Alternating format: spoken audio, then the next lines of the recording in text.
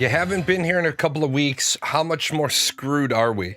Dude, we are fucking cooked as America. And the reason why we're cooked as America is that Donald Trump has managed to convince people that the things that he's doing are good for the country. Now, here's the big chunk of it. If the things Donald Trump was doing were good for America, I would be the first person to say the things that he's doing are good for America because I only want what's good for America. I mean, like, I want what's good for America in like a very selfish way. And I'm not going to be somebody that lies to you and say, I'm not an American first and a globalist second. Obviously, yes, I want my country taken care of, not necessarily at the expense of Canada, Mexico, Europe, the Middle East, Asia. But if someone's got to get fucked in a deal, I don't want it to be America. Like, and I'm sure somebody sitting in England right now is like, well, if somebody's got to be fucked in the deal, I don't want it to be the United Kingdom. And there's a Chinaman sitting, eating a bowl of rice, eating some noodles, eating sardines, saying, if somebody's got to be fucked in this deal, I don't want it to be a Chinaman. Right? And there's somebody in Dubai or UAE or Oman saying, if somebody's got to get fucked in this deal, I don't want it to be the Middle East. Because we're tribal by nature.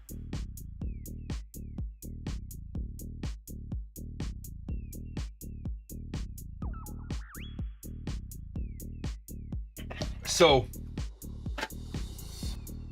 I don't want to make it sound like, oh, I want do I want world peace? Yes. Yes. Traditionally, when the US does good, the rest does too. So why not put us first? Well, you're right. Because the United States is the largest nation of consumer spenders, it makes a lot of sense, makes a lot of dollars to put the needs, the interests of Americans first when you're America. What we have right now, though, is I made a video several weeks ago talking about how we are not a democracy. We are a constitutional republic. And to this day, there are people responding to the video saying I'm wrong and we're not a constitutional republic, we're a democracy. How the fuck can you make any progress fixing the problem when people don't know what the fuck form of government you have? We are not a democracy. A democracy requires every law to be voted on by the population. And then inside of that framework, you can have a majority requirement or a plurality requirement. A majority democracy would be the best form of democracy, because what it would mean is you would know how many people are registered to vote at any moment in time. Now, that would require an awful lot of changing of systems. One of the biggest systems that it would require is we would have to have a national database of people. And the reason why we'd have to have a national database of people, and that would take somewhere between 5 and 10 years to get online and functional right. Ideally, it would be perfect within 18 or so years, with the front end would be perfect 18 years after implementation. And the back end would be perfect about 30 years after implementation. Because you simply, like I've said many times, if you're trying to figure out how many people you have that are over a certain age, well, the people over a certain age should be receiving Social Security. And so you literally say, if a person is over the age of 100, whichever bank is receiving their electronic deposits must put eyes on that person once annually. You task all the banks to become agents of the state that say, look, you have this fiduciary account. This individual is receiving Social Security benefits. They're now over the age of 100. You have to put eyes on them once annually. Now, some people are going to say, yeah, there was an episode where they go to a world where everyone on the planet has an ID and up or down a vote. Now, and that's an important part. The important part is, and a lot of people don't understand, you have a majority and you have a plurality. So I'm going to say that we have exactly 200 million voters. Exactly 200 million. In a majority system, 150 million exactly chose to vote. The yes gets 76 million, the no gets 74 million. Well, then the answer is yes, because the majority of votes, I'm sorry, I did that backwards. That's the plurality. I'll do the majority in a second. So 200 million total voters, 150 million voted. Of the 150 million who voted, 76 million said yes. So it goes through, it passes. In a majority system, it doesn't matter how many votes are cast. Every no equals a no. Every yes equals a yes. And every abstain equals a no. Meaning, if you want a true democracy, you would need 100,000,001 people to get out the vote and vote yes. What people don't understand, and I saw all this weekend with all these people and all the No Kings rallies, it broke my heart, because all these people are out there talking about how great democracy is, how great democracy is, how great democracy is. Democracy sucks. That's why countries don't use it as their top form of government. Why does democracy suck? 55% of the country is white, 13% of the country is black. We're just gonna kick all the blacks out. Well, the 13% of the blacks are gonna say, no, we vote that down. That don't matter. As long as you don't lose 5.01% of the white vote, that's happening. Majority rules is a bad system. It's why our system today is terrible, because people are so ingrained with their political party. Did I see the AI video that Trump posted where he was flying an F-16 while wearing a crown and dumping manure on protesters? Yes. And let me say this. I cannot treat anybody who supports Donald Trump seriously, because Donald Trump is acting like a spoiled child who got sent to bed without his dessert. You didn't win the Nobel Peace Prize. The reason why you didn't win the Nobel Peace Prize is because you blew up fucking boats, not even in international water. You blew up boats in their national waters. Well, the boats in Venezuela. Yeah, I'm not talking about the boat in Venezuela. I'm talking about the boat in Colombia. You blew up a Colombian flagged boat in Colombian waters. I don't think they're asking for that. Here in the US, democracy is interchangeable with our current republic system. No, it's not. It's fucking not. And people need to stop saying that, because that right there is an incorrect statement. The word democracy is not interchangeable with our current republic system, because that's why you have a bunch of people running around saying we live in a democracy. You don't live in a democracy. You live in a constitutional republic with a democratic election system, a direct democratic election system for your legislature, and an indirect election system for your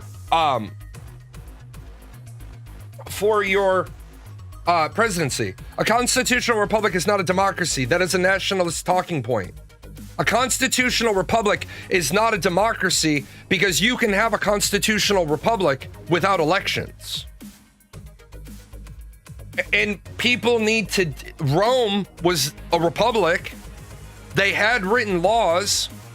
The people didn't vote for the senators. The senators were appointed. If you look up the definition of democracy, it even has whole population or elected representatives. Right, but here's the problem. Which book are you looking it up in? Rome was a republic. During parts of Rome, Rome was a republic.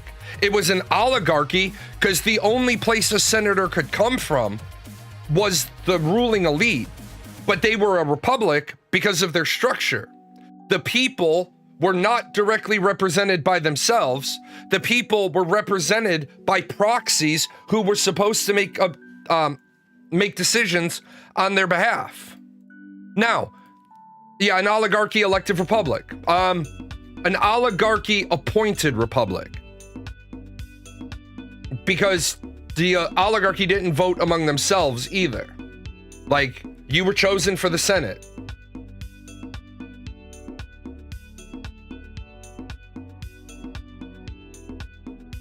Now, you say, when you look up the definition, well, democracy is a form of government in which political power is vested in the people or the population of the state. Yeah, that's a fucking top level bullshit answer. You go a little bit more detailed, right?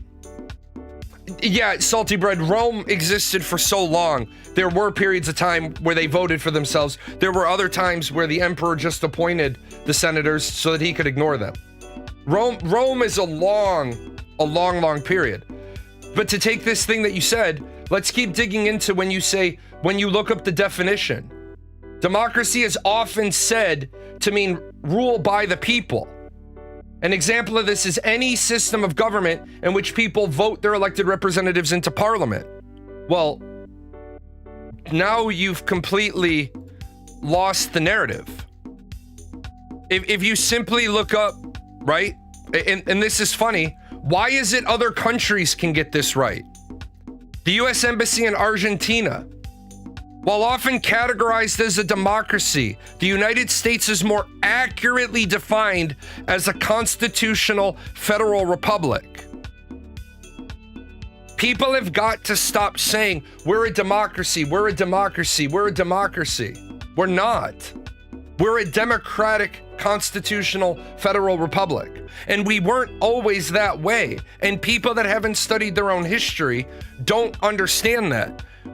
We didn't always elect the senators. Senators used to be appointed by the state legislature.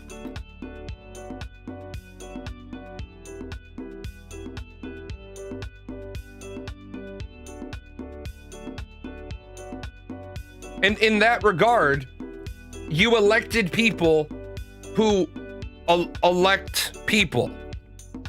It wasn't until 1913 that the people elected their senators. The senators, you used to vote for your state legislature, democracy, and then they appointed your federal senator. That's not a democracy. Because a democracy, we've kind of got an oligarchy. You don't really get elected without the elite buying off your campaign. We've kind of got an oligarchy, but you could be an Alexandra Ocasio-Cortez and break through it. So we kind of have an oligarchy, but people break through it all the time. Well, not all the time. Yeah, we have a proto-oligarchy that's not completely rock solid. No, Panzini, here's the problem. I'm going to stop you. Because you say, and this is where people who don't understand this need to get directly out of the discussion. We're not arguing over semantics. This is not, no. I just wonder why we were trying to call the U.S. not a democracy when we have our whole lives. I've never called the U.S. a democracy, no offense, because I'm educated in the shit, and I understand the difference between a democracy and a republic. It seems like they're laying the foundation to make changes to enforce control by their minority. Seems fishy to me this discussion all of a sudden became a talking point. No, it's not. This isn't becoming a talking point. This is the problem with the lack of education in America. Because a democracy means that's where you got your referendums. You want to legalize weed in your state. And so you get a referendum added to the general ballot, and 72% of people vote up that we want to legalize weed. That should be the end of the discussion. 72% of the population of a state voted yes, we want to legalize weed. In a Democratic state, weed is legal. 72% said yes. And yet, there are a lot of referendums, like the one in Missouri about overtime and vacation pay, that the governor says, nah, fuck it, I understand that it was passed by referendum, but I'm just going to disregard it by executive order. Well, then you're not a fucking democracy, and stop pretending you are. Like, you don't even technically vote for the president. You cast a preference, not a ballot. There's only a handful of electors, a handful of states that have bound their electors by state law that they must cast their ballot the way the people did. Remember, I could win the way the Electoral College is set up. I could run as a third-party candidate. I could win 67% of the popular vote. I could win 300 or 291 electoral votes on paper. And then on January 6th or whatever day the electors are brought to cast their ballot, they could say no. They could say, we refuse to vote for this guy. Yeah, we've seen it where you win the popular vote and then you lose the electoral. We usually see that with the Democrats. The Democrats usually win the popular vote. They just don't win enough votes. Yeah, Hillary Clinton. Kamala Harris is the first time in a long time that you saw a Democrat lose both the popular vote and get whomped. Because each party has a slate of electors. Do independents get their own slate? No, because each party doesn't have a slate of electors. The state has electors. You're confusing the primary process with the Electoral College process. You're supposed to vote the way the people want you to vote. Well, that's a democracy. But it's not. Because you voted, and people are like, oh, I voted. I live in a democracy.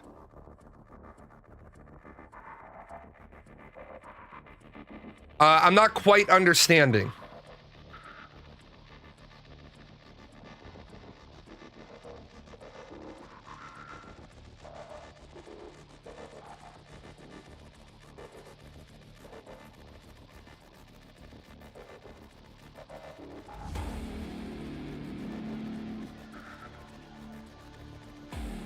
If you lose while holding the popular vote, then you're not living in a democracy, period. Right.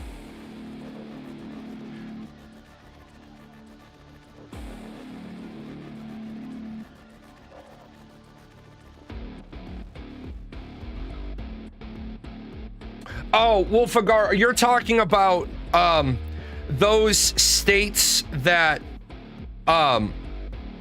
you're talking about if the Republican nominee wins the popular vote, the Democratic nominee wins in Illinois, so therefore it's the Democratic Party's electors that go to Washington to, yes.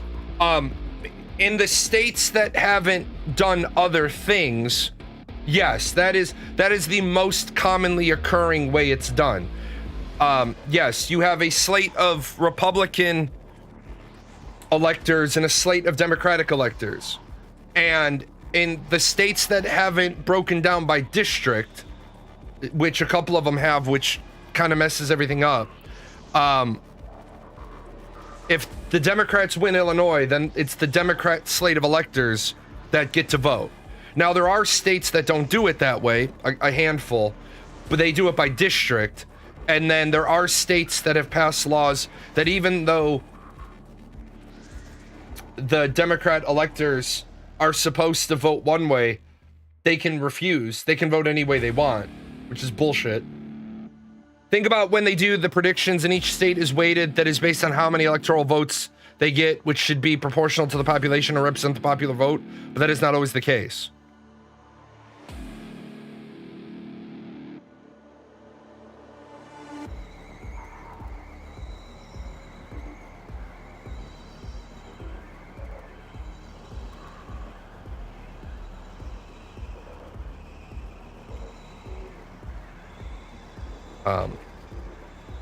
Think about when they do the predictions and each state is weighted, that is based on how many electoral votes they get, which should be proportional to the population.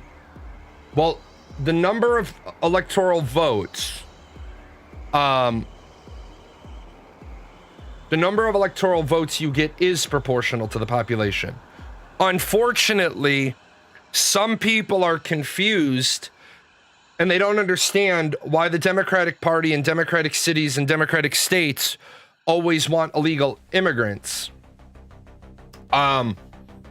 Because the census is based on people, not citizens. And that's where we've got to fix that problem first.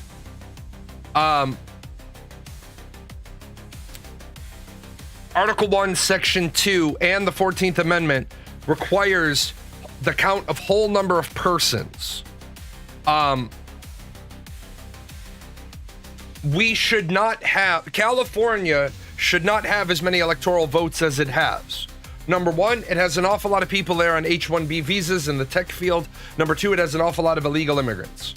The problem is, remember, when the Constitution was written, we assumed smarter people would take over year after year after year. So, if you have 50 million illegal aliens, I'm sorry, let me not call them illegal aliens. If you have 50 million mixed bag of non-citizens in your state, you get electoral votes based on all those people. And you should not. The census, like, a meritocracy sure would be cool. No, it wouldn't. A meritocracy would be fucking terrible. Because on paper, Elon Musk on paper should be the head of the Treasury. On paper. Because how do you determine someone's value? Well, you look at it and you say, okay, well, this motherfucker is approaching $500 billion in value, so he certainly knows how to make money. But that guy fucked through Doge, because although Elon Musk can run SpaceX and Tesla and Starlink, he doesn't have the first inkling of how the government runs, because anybody who's worked in government finance knows in the government you have to do an awful lot of things that are really shitty business-wise, but really necessary. Wolfagar, to answer your question, if you've registered as an independent, then you would have chosen a slate of electors. You would know who your electors would be on the off chance you could win. I think the best place to look that up would be to look up Ross Perot. Yeah, you get your own set. You, as the party, would determine who your electors would be. But no, we have people that, not to pick on Ponzini, but they say, why are we arguing about semantics? Well, we're not arguing about semantics. We're arguing about the real shit of it, right?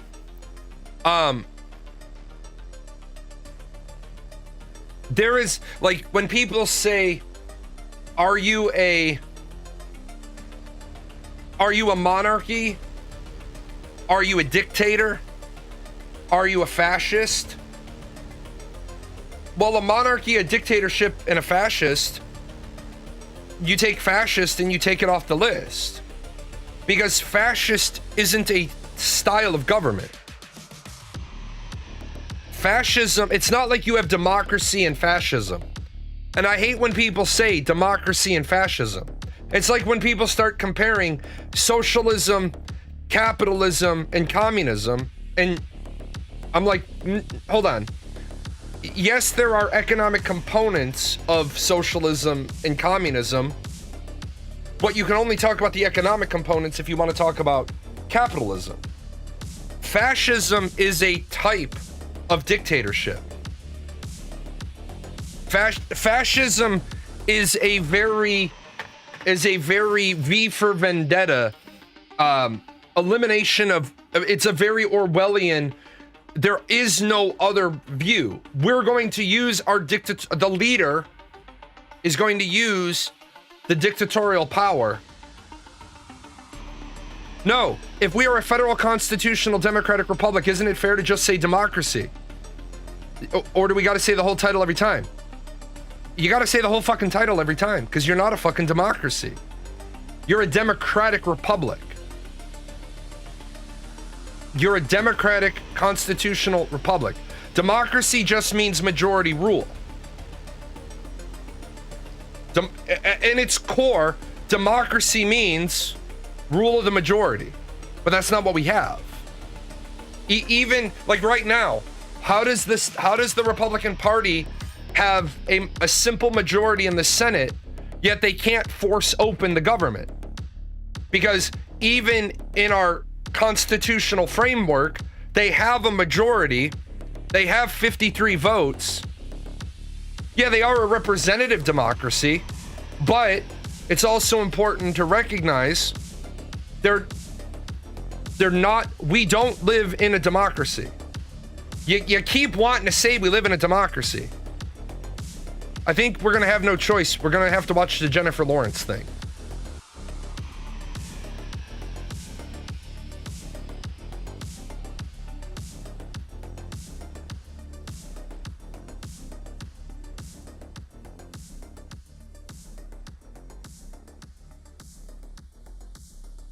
Let me see if I can find it.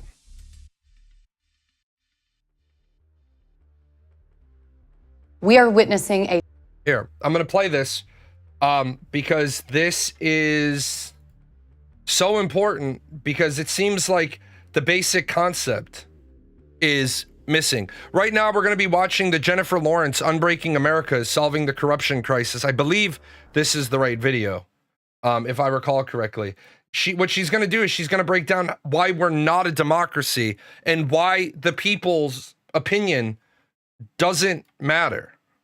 A total political system failure in America. If you're anything like me, you may find yourself constantly overwhelmed by everything that's wrong with politics. And when I say politics, I'm not talking about Democrats or Republicans. I'm talking about the flaws that exist in our political system, regardless of which party is in power. And I know it's hard to talk about politics these days, but look, the government is ours. We pay for it, so it needs to work for us. And right now it doesn't, and I mean it really doesn't. So what's going on here? Is it Russian meddling in social media? Is it him? Is it her? No. Those two were the least popular presidential candidates since they began keeping track of such things. Only 4% of Americans have a great deal of confidence in Congress now. Just 4%. America is no longer even considered a full democracy. We are witnessing a total political system failure in America, which is the complete opposite of what our nation's founders had in mind. So I'm going to show you 3 lines that show what's causing this failure, how we can fix it, and what you can do about it. So here's your first line. What I want you to do is take any issue you really care about. This is the crux of it, about why we're not a democracy. Picture it on this line. This line comes from a Princeton University study that shows how public opinion influences the laws that Congress does or doesn't pass. They looked at 1,800 public opinion polls over a 20-year period, and we took their data and plotted it in this chart. See this horizontal line? That shows public support for a law amongst average Americans. This vertical line? That shows the likelihood of the public support leading to the passage of a law. When you plot it for the average American, you get a line that looks like this. There's your issue sitting on that line. If there is 0 support for a law, there's about a 30% chance that Congress is going to pass it. And if there is 100% support for something, the most popular thing ever, there's still a 30% chance that Congress is going to pass it. So you have an issue that nobody wants to be talked about. We don't need a law for. And there's a 30% chance a new law is going to be written for an issue that nobody gives a shit about. At the same time, you could have an issue like affordable health care, which is on the lips of, I'm not going to say 100%, but 75% or more of Americans want some sort of change to affordable health care. And yet our government remains closed now for the 20th day because the Republicans don't want to deal and help 15 million Americans get their Affordable Care Act credits back so they don't lose their health care on the 31st of December. The line is horizontal because no matter how much support there is among average Americans, there's still a 30% chance that Congress is going to pass that law. Princeton determined that the preferences of the average American appear to have only a minuscule, near zero, statistically non-significant impact on public policy. How in the hell does that happen? Consider this. Politicians are spending up to 70% of their time raising funds for re-election after they get into office. That right there. Politicians spend 70% of their time running for re-election. If you're not aware of this, the members of the House of Representatives were seated in early January. They are now, because it is October, the members of the House of Representatives are back in re-election season. Remember, when the Founding Fathers wrote the Constitution, people didn't want to go to the House. They wanted to go to the House to fix one thing. They were single issue people, or they were a person like me who's from a town who's affluent, who doesn't have to work, who can afford to be away from my farm for 2 years. And they say, Jay, the town, the local area, they want you to go represent the district in the House of Representatives because there's some anti-agriculture things that we're afraid of, and you can afford to be gone. Now we have people that are career politicians. Well, why don't we simply change the interval for the House of Representatives from 2 years to 4 years and have the House of Representatives only cycle with the president? Or if that's dangerous to people, then let's have the House of Representatives elected on the off years. Let's make the Senate 8 years instead of 6 years, and the A senator from a state gets elected with the president, right? And then we stagger so that every other time the president is up, the A senators are up and the B senators are up. Let's get them out of 70% of their time fundraising. Why? Because in order to win a seat in the Senate in some races, you would have to raise $45,000 every single day, 365 days a year for 6 years to raise enough money to win. Now consider that only 0.05% of Americans give more than $10,000 to politics. And then you see why politicians have become completely dependent on the 0.05% of Americans, billionaires and special interest groups, who fund their campaigns. Meanwhile, you've got lobbyists writing our laws and donating to the politicians who pass them. We have a two-party duopoly of Democrats and Republicans that makes it so that independents can't win, while the American people are leaving the major parties in droves. As you can see here, nearly half of American voters are now registered independent. And then there's gerrymandering, with politicians drawing the boundaries of their own voting districts into crazy shapes designed to prevent competition. Today, only 14% of House campaigns are actually competitive. 86% of them are not. Now, I want everyone to keep this in mind. This video is 6 years old. We've got the Texas gerrymandering, the Illinois gerrymandering, the California gerrymandering, and we knew about this shit 6 years ago. So when people say to me, Jay, why do you hammer home the basics? Why do you not let people just move on with the we're a democracy and let's move on? Let's get to the bigger talking point. The bigger fucking talking point is that you've been brainwashed to just repeat the phrase democracy, democracy, democracy, because then the politicians are playing chess and you're playing checkers. Because you think that you're a democracy, so you think the game is fair. The game isn't fair. It was designed to be fair. Remember, the vice president of the United States is supposed to be the person who gets the second number of electoral votes. It was designed that way to make sure that the presidential candidates worked together, because you were going to be giving the tie-breaking vote in the Senate to your political opponent in the last election. Kamala Harris cast more tie-breaking votes than I believe any other vice president in history. Imagine if that wasn't Kamala Harris and that was Donald Trump. How many of those tie-breaking votes would have gone this way because the other party? Why is it right now in America, everybody is screaming about the government being shut down and they don't know who to blame? Well, the Democrats should just cave, because the Republican Party has said if the Democrats just open the government, then they'll get a vote. A vote on what? The Democratic Party knows it doesn't have the votes to get an Affordable Care Act through the Senate. If they don't get the Affordable Care Act attached to the continuing resolution, 15 million Americans lose their health care by the end of the year. Everybody needs to watch this video until you can see it on the inside of your eyelids. And we wonder why young people feel that their vote doesn't matter. I've covered a lot here, but it all adds up to this vast ring of influence over our elected leaders. It's a corrupt system in which we, the people, have near zero influence over our own government. And that is sad. That is not the country I feel like I grew up in.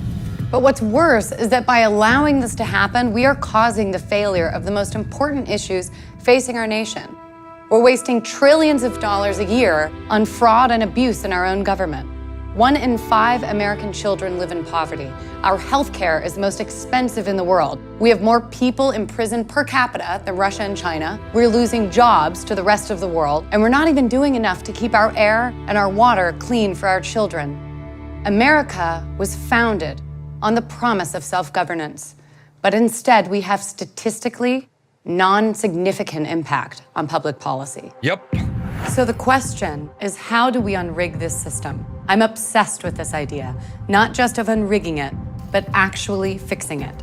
That's when I met Josh. This is it. This is the issue behind the issues. If we fix the system, we'll have so much more power to fix everything else.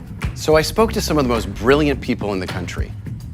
Constitutional scholar Lawrence Lessig, Zephyr Teachout, and dozens of other constitutional scholars and experts and strategists.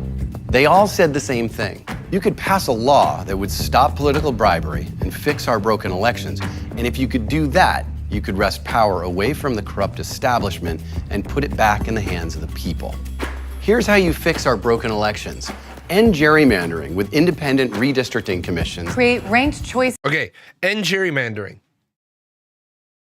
You should never, ever, ever be allowed to divide a county into 2 districts. St. Clair County is divided among 2 different congressional districts. How does healthcare in the U.S. work? It's not insanely expensive. It's only insanely expensive if you don't have insurance. Most employers offer healthcare insurance to full-time employees. Unfortunately, only 4% of Americans right now, that number is going to increase at the beginning of next year. Only 4% of Americans don't have insurance and can't get insurance. They don't get offered insurance by their job, and they make too much money to get it from the state. Now, a lot of people don't have insurance, but that's a choice they make. Voting so third parties and independents can run and win. Ranked choice voting, I'm adamantly against, because I love the idea of making a system that allows independents to run and win, but ranked choice voting ultimately means you don't get the primary candidate people wanted. To be honest, it feels like elections should go by popular vote on the state level. It does go by the popular vote on the state level. Do you Salty Bread, what you don't understand is why we have the gerrymandering that we do. So this is ultimately what happens. So you have a state, and all of this part of the state is red. All of this part of the state is red. And this little part of the state up here is blue. And so what should happen if this state, I'm going to explain because you don't understand the gerrymandering at the local level. This state gets 4 representatives in the House of Representatives. Well, the way to do this would be to divide the state like this. So you'd have Republican, Republican, Republican, Democrat. But when the Democrats get into power, what they do is they change the division of the state. Let me throw my lines back on here. They change the division of the state so it gets divided kind of like this.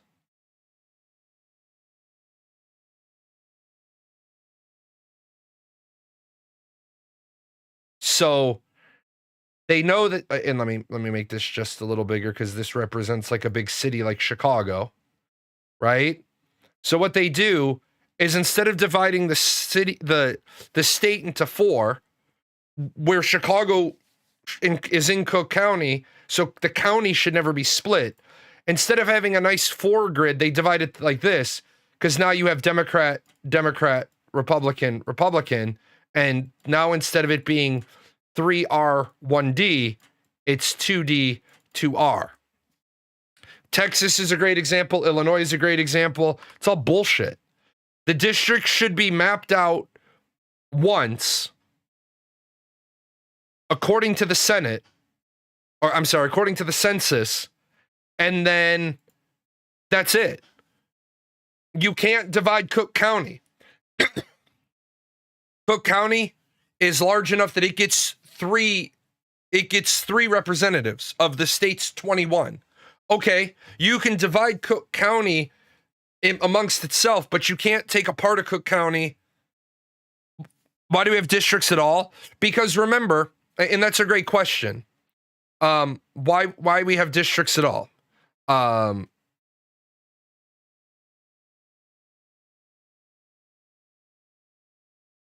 Is it whoever wins the most counties districts gets them? No, you're confusing our presidential election with our the gerrymandering districts have nothing to do with the presidential vote. Nothing. The congressional districts have to do with our House of Representatives districts. So the question is, why do we have districts at all? Well, I'll show you a really fucked up thing. Why is it this area down here, all of this area geographically is represented by one guy? All of this fucking Southern Illinois shit. And you'll notice a little bit of that is they've pulled out for 13. St. Clair, half of St. Clair County, they pull out to create a district, half of Madison County, half of Sangamon County, like all these let me see if I can zoom in a little bit. No, it won't let me because of the way the map is. All these counties that are half divided. Why? It's in order to gerrymander. How many people live there? Well, that's a great question. The same number of people live in 12 as live in 15, which I don't have a problem because we're doing it by population. I have no problem. What I'm going to do is I'm going to take a picture of this so I can pull it. I have absolutely no problem with the idea that you're going to have big areas in the South. Yeah. Well, what happens is, I live in St. Clair County. I don't want my elected representative to be all the way up here in Chicago. My elected official is less than 2 miles away from me. I go to his office all the time. Yeah, District 13 is a weird district, but I want you to see this. St. Clair County is divided into 2. Madison County is divided into 3. 1, 2, 3. Why the fuck are you dividing a county into 3? Doesn't Madison County have Madison County issues that need one representative to look through?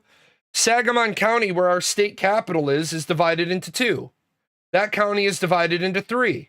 That county is divided into 2 because they do a wraparound. This is what they're talking about with gerrymandering. In order to make sure they get the right number of votes in the House of Representatives, they fuck around with these districts. Like, look, I get it. Cook County and the surrounding area is going to have a lot of representatives, but don't divide the city of Chicago block by block. What determines your counties? When they were founded, hundreds of years ago. Basically, that's it. What would be the correct way to set up the districts, though? Make every district as close to 50-50 as possible? No, don't make it 50-50, right? Yeah, fucking Texas is fucking stupid, too.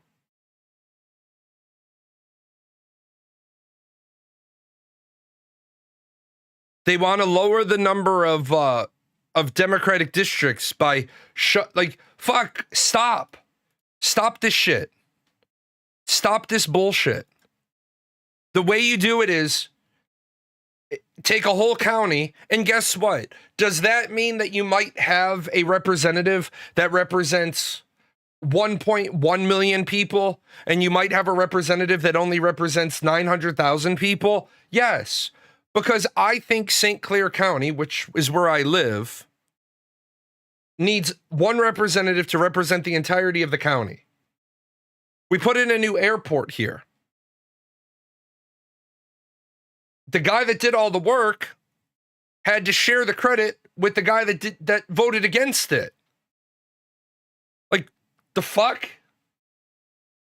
That's the problem. Our whole system is just fucked. Now, back to ranked choice voting. I don't like ranked choice voting because if you're not familiar with how ranked choice voting, there's a lot of different ways to do it, but ultimately you have the number 1 candidate, the number 2 candidate, the number 3 candidate, and people say, and again,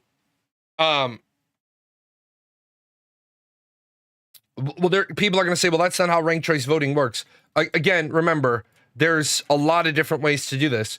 This candidate only got 41%. This candidate got 39%. This candidate got 19%. So this guy gets eliminated, but all the votes for him get the top line votes get removed, and you go to his second line votes. Now, somehow, the majority of these people were Democrats, and well, all those people voted Democrat, and they voted independent on their second line. So now, the lion's share of the second line votes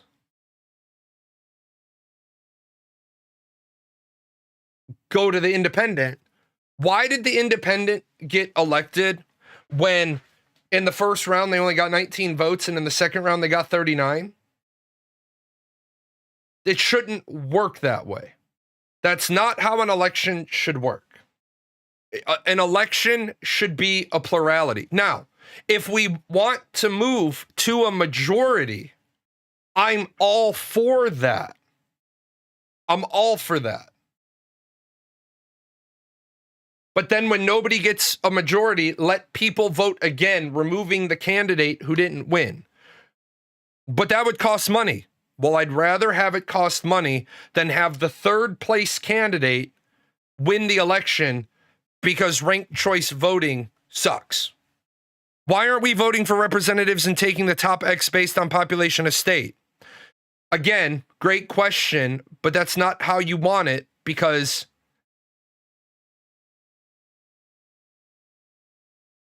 I don't want to live here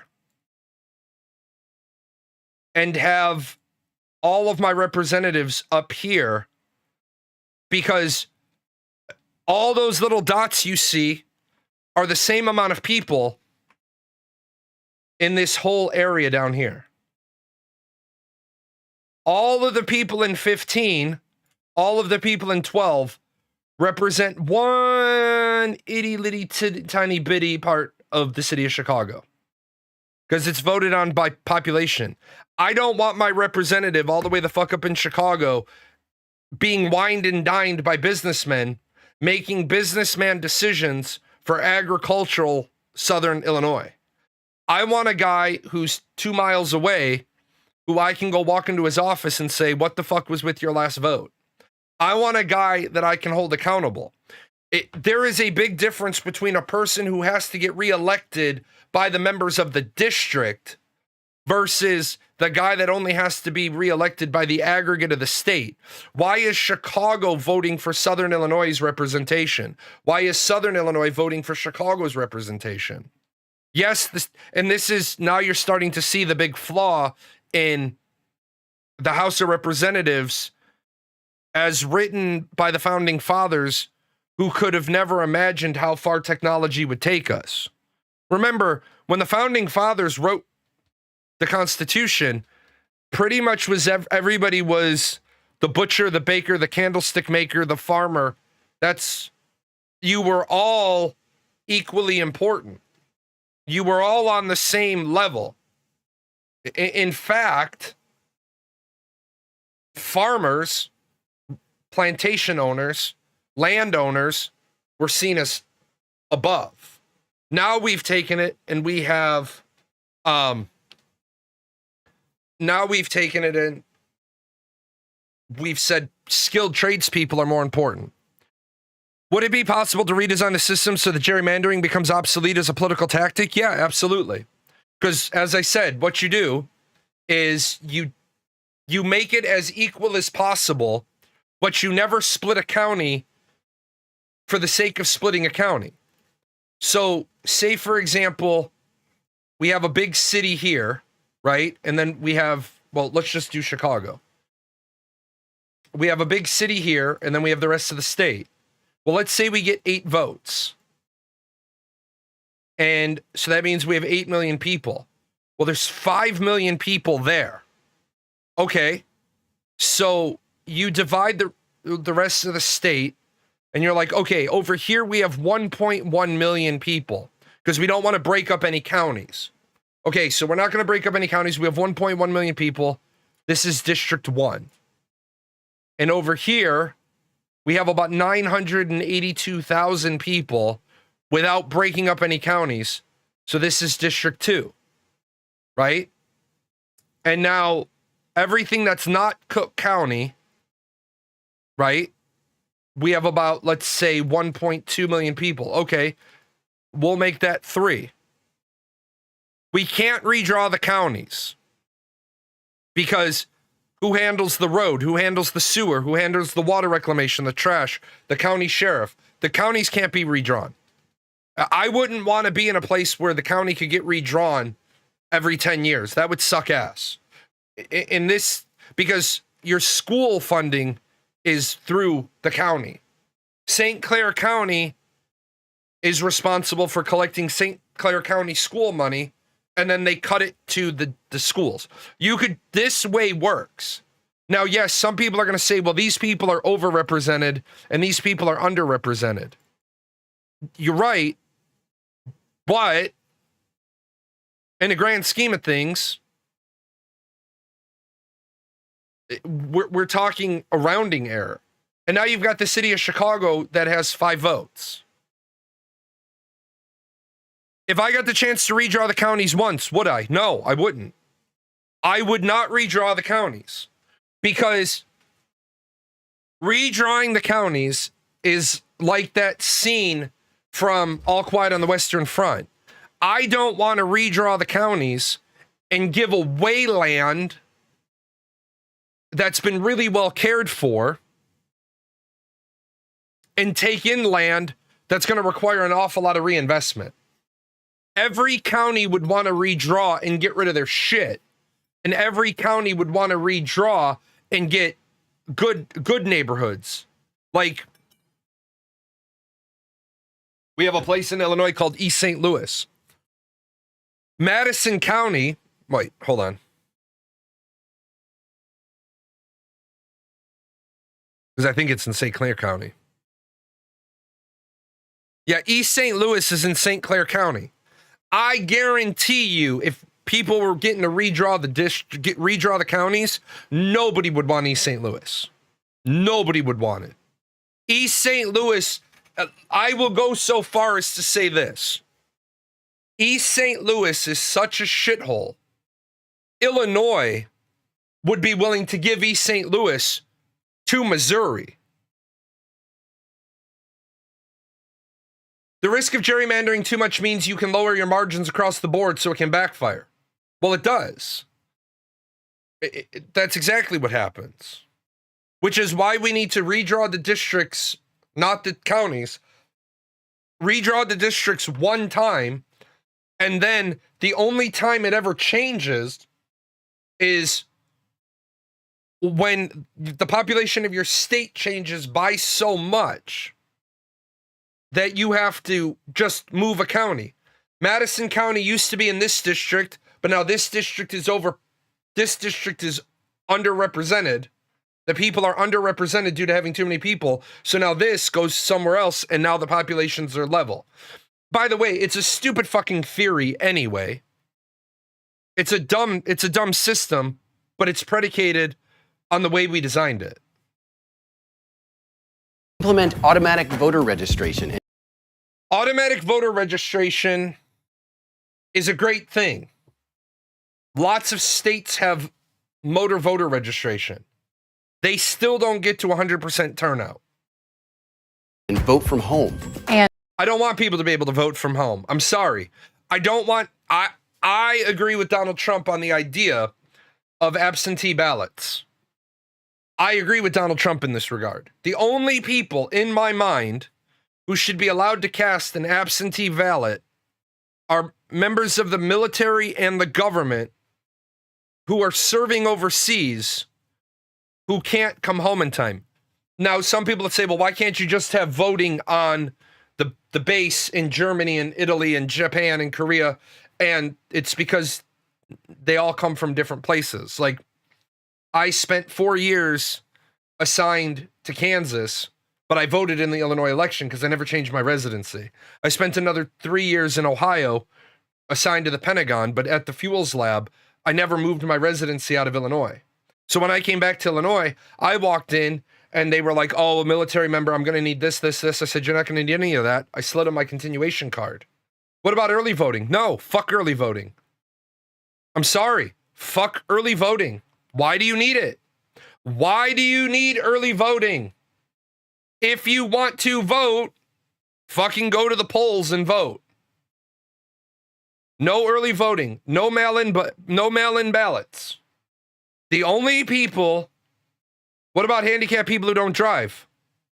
Okay. Handicapped people that don't drive. How the fuck did their ballot get turned in? How do you even know they filled out their ballot? You mailed a ballot to the address. How do you know they filled it out? Shouldn't voting day be a holiday then? Absolutely.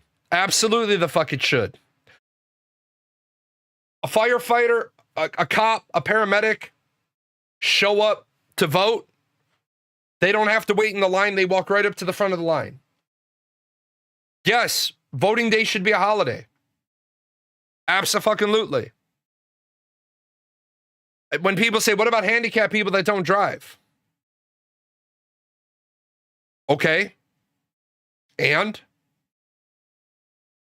Handicapped people that don't drive. How does a handicapped person who doesn't drive get to a medical appointment? Somebody takes them. So, well, what about people that are bedridden? Okay. Are they competent to vote? Fuck it. Open up booths that sell snacks and other goodies for the people in lines. We go in on making it a holiday. Fuck yeah. Yes. Yes. Abso-fucking-lutely. This all seems to be a way to eliminate minority districts to shift the balance of power. The fuck are you talking about? The fuck are you talking about? A way to eliminate minority districts. Have you ever been to a minority district? Those motherfuckers go out and vote. You want to talk about minorities and their love to vote? They don't give a shit if it's rain, shine, snow, hurricane, typhoon, tornado. They don't give a fuck. I've watched poor, impoverished people be lined up in negative 10-degree fucking freezing ass weather. I got a question. If fucking a lot of polling places are high schools and we close the fucking high school for the day, couldn't we make the line to vote, enter in one end of the building, walk down, and then line up so people could be out of the rain, the snow, the fucking flying dogs? It ain't the impoverished that don't go to vote.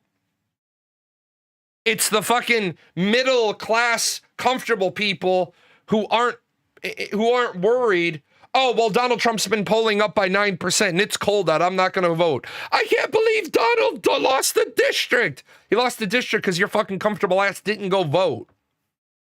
The Supreme Court conservative justices have indicated that they are set to strike down a portion of the Voting Rights Act.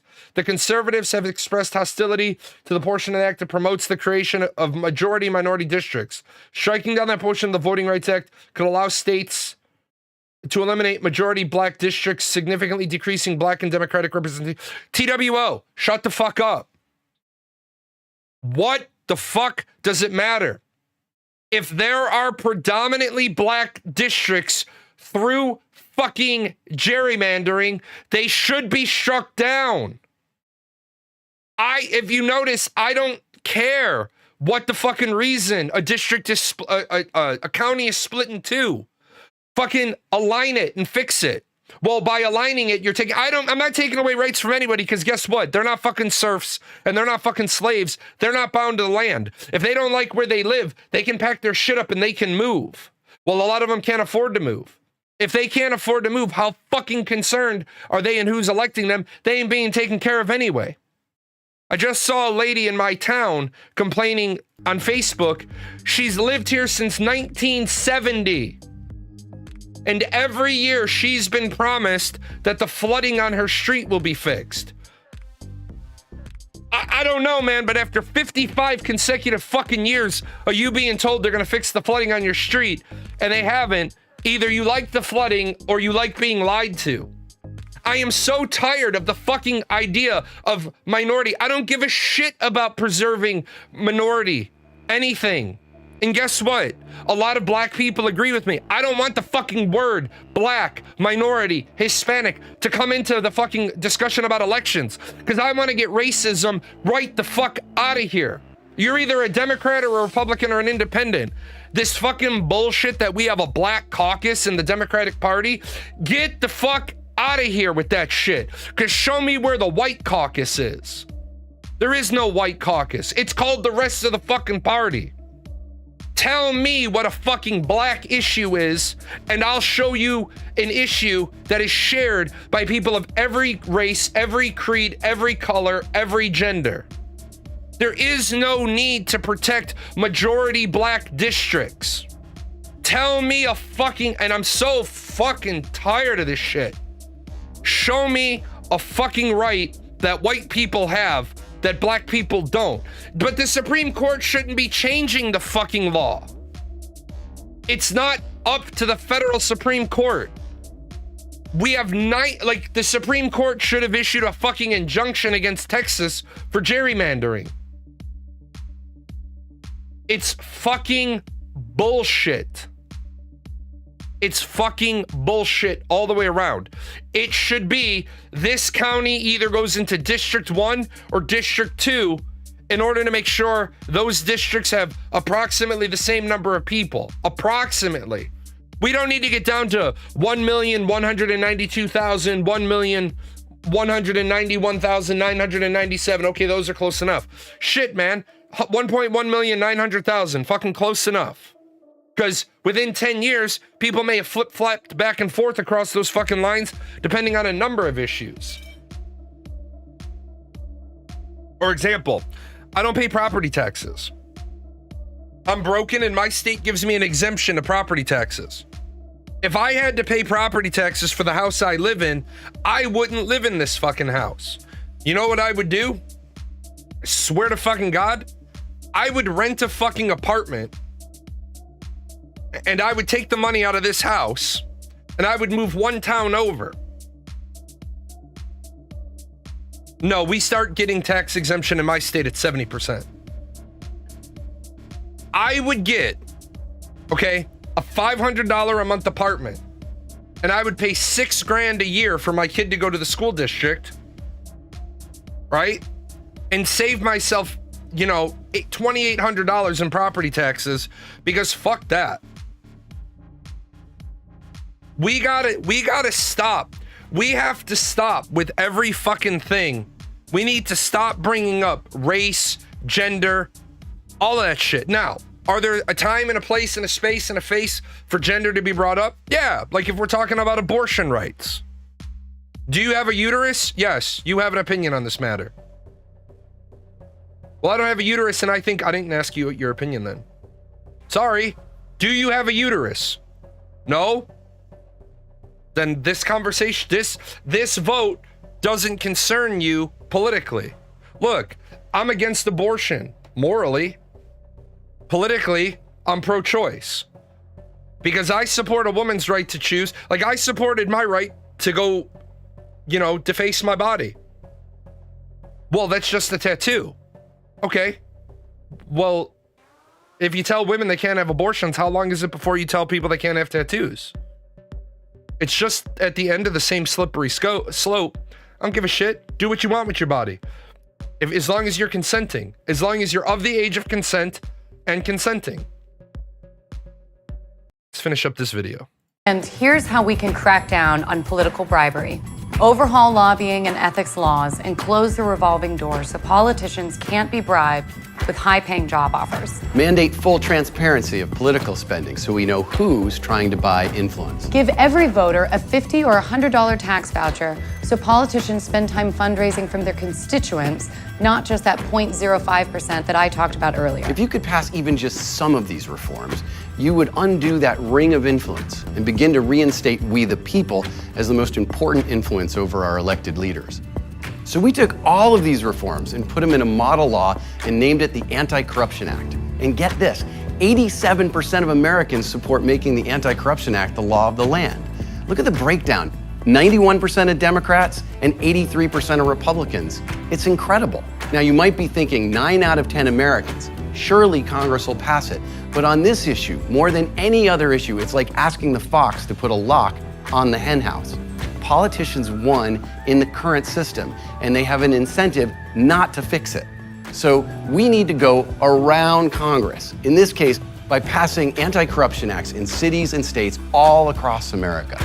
Now, every time I say this, people look at me and say, how does passing city and state laws lead to fixing all of these problems with the federal government? Can I do this part? Go for it. So, first of all, the U.S. Constitution gives states sole control over how elections are run, even federal elections. So when we fix gerrymandering or election laws, that fixes the federal election in each state. That means that by going state by state, we have an immediate impact on how we elect Congress and how we hold them accountable. But there's more, and that brings us to our second line. This line is from a Bloomberg News study. It finds that throughout American history, passing state laws leads to federal victory. Let me show you what I mean. This chart shows the number of states over time that pass laws giving women the right to vote. When it hits the right side of the chart, that's the federal victory. Okay, I do want to say that that's correlation, not causation. It's the same thing with the slavery argument. A number of states had gotten rid of slavery, except slavery was so ingrained into the southern states that it led to a civil war. Just because you have a couple of instances where states did something, yes, giving women the right to vote sounds good and all, but show me in the Constitution where women didn't already have the right to vote. I hate when people use the women's right to vote one because it was a law that didn't need to be passed. Okay, now I want you to watch the blue line. We're going to do this again with interracial marriage. There were a few states in the Northeast that made it legal decades ago, and centuries go by, and we hit this blue line where all of a sudden there's a rush of activity, which leads pretty quickly. Well, and the problem is what they didn't Marriage. do. There were a few states in the Northeast that made it legal decades ago, and centuries go by. Okay. Again, I don't discount that the data correlates this way. But what happened in 1929? Well, what happened in 1919? What happened in 1929? And then what happened leading up to this? Interracial marriage wasn't the big issue. Prohibition, the Great Depression, World War I, those things kind of took precedent. Many of those states probably would have gotten around to it, but they had more important shit going on. And we hit this blue line where all of a sudden there's a rush of activity, which leads pretty quickly to federal passage. So here we are again with same-sex marriage. One state, Massachusetts, for many years. A couple decades later, we hit that blue line, a jump in state activity and federal passage. This isn't about these. But see, federal passage was because, again, they're doing correlation, not causation. They passed it federally. Otherwise, the Supreme Court was going to be consistently bogged down to people that got married in a state where same-sex marriage was allowed and then moved to a state where it wasn't legal. And then the Supreme Court was just getting bogged down. Well, let's pass a law, and that allows the Supreme Court to reject all these cases because you haven't filed them under the federal law. You haven't allowed the federal law to be challenged.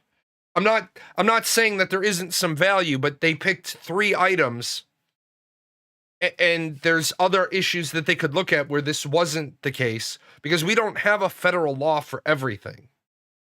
These issues. This is about a winning political strategy. The crucial finding in the Bloomberg study is that a key event, often a court decision or a grassroots campaign reaching maturity, triggers a rush of state activity That's true. that ultimately leads to a change in federal law. That is also So true. fixing this problem is possible, but how do we create our trigger moment for this issue? Well, the grassroots campaign from the study, that's Represent Us. We're bringing conservatives and progressives together to pass anti-corruption laws all across America using 3 strategic. I want you to notice what they call. I want you to go back. I want you to hear. They very, very wisely did a dichotomy that you wouldn't have expected. Our trigger moment for this issue. Well, the grassroots campaign from the study, that's Represent Us. We're bringing conservatives and progressives together. Conservatives and progressives. Remember, several times on my show, I've said we've got to use the right words. Why didn't she say liberals? Together to pass anti-corruption laws all across America using 3 strategic innovations: right-left coalitions, calling out corruption, and building a movement, a big movement. And I'm going to break them down for you. Can I do this part? No. First, right-left. This is how people self-identify in America. This isn't party identification. This is how you feel politically. And as you can see, it's 25% liberal, 36% conservative, and 34% moderate. Okay. So many people need to see this right here. Okay. This is a huge problem when people say, oh, well, names are just semantics. I'm not sure why she would use progressive over liberal, because when you use liberal, it starts a fight. If you say we're bringing in conservatives and liberals, then you're going to have problems. Yes, this is Jennifer Lawrence. This is Katniss Everdeen. She's also in Red Sparrow where she gets naked. And I think she's one of the actresses that had her entire iPhone leaked. Dirty pervert girl. But this right here, liberal, moderate, conservative. This is Jennifer Lawrence. This is Katniss Everdeen. She is from the Hunger Games. She's also from the movie Red Sparrow, where she gets fully naked. And Jennifer Lawrence, as an actress, had her iPhone hacked, and there were thousands of naked pictures of her on her iPhone. She's a dirty pervert girl. But for the past 40 years and the reforms I've outlined, it's liberals speaking to liberals using liberal language with liberal messengers. Liberal. I just had to say that one more time. And you're just not going to change the political power structure of America with 25% of the people. Fixing corruption requires that we... Yes. You are not going to fix the problem if 25% of the people spend all their time talking to that 25% of the people. List all Americans, liberal, conservatives, and moderates who, as we've shown, overwhelmingly support. Now, liberal, conservative, and moderates, I don't like the fact that they did that, because what's the word they're leaving out? What's the group they're leaving out? They're leaving out radicals. Because you've got moderates and you've got radicals. Liberals are not progressives by definition. Yes, they are. This is where people that you need to, are you progressive? Are you regressive? Right? Do you want to go forward or do you want to go backwards? Well, regressive doesn't sound good. So are you progressive? Or are you, and remember, this needs to be regressive because we need to be in forward or reverse, but we call these conservatives. But then when we change, right? Now we have liberal and conservative. And then we have radicals and moderates. Do I want to go forward or backwards? What direction am I going? Do I want to go left or do I want to go right? To what degree do I want to go forward? To what degree do I want to go forward and left? To what degree do I want to go forward and right? To what degree do I want to go backwards and right? To what degree do I want to go backwards and left? Progressive, conservative is movement. Liberal, conservative, and this is why this has to be regressive, is direction. Right? Moderate, radical is degree of change. But when we start using words the wrong way, and again, Carlos Mencia said it the best. I hate the fact that a joke stealer said it the best I've ever heard. If you ask somebody if they're liberal or conservative and they give you an answer, they're lying to you. Nobody is a liberal and nobody is a conservative. Unless they like being wrong half the time.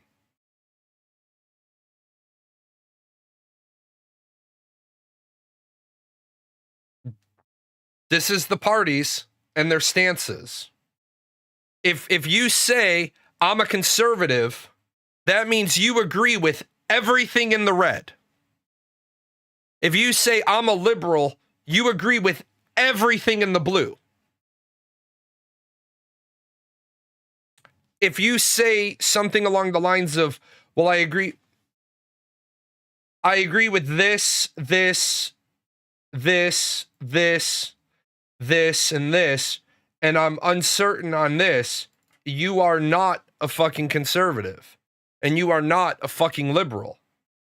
Because you cannot be a conservative and support abortion. Well, I can be anything I want. No, you can be anything you want, but you can't be a fucking conservative. You can keep saying I'm a conservative and somebody will say, what's your view on abortion? Oh, I support abortion. Well, then the conservatives are going to say you're not one of us. That's why people need to get the fuck over this this whole fucking bullshit of having a political identity. Like, ask me a question, I'll tell you where I stand on it. In fact, the yellow column is mine. That's where I stand on these issues. I don't stand with either party because I think both parties are dumb. I think both parties have a little bit right and a lot wrong. Support reform. Number 2, corruption. When we talk about money in politics, gerrymandering, democracy, campaign finance reform, most people just tune out. But people are fired up about corruption. And number 3, we must build a movement, a big movement comprised of all kinds of people from all across America fighting to pass anti-corruption laws, and then make sure they are implemented and protected. So again, liberals and conservatives working together, corruption, and build a movement. This is the foundation of Represent Us. We believe the government should work for every American. Hold on. You said, my point would be that progressive is social reform through social... No, it's not. Progressive is forward. Progressive is forward. What's the progressive? Progressive is forward. That's it.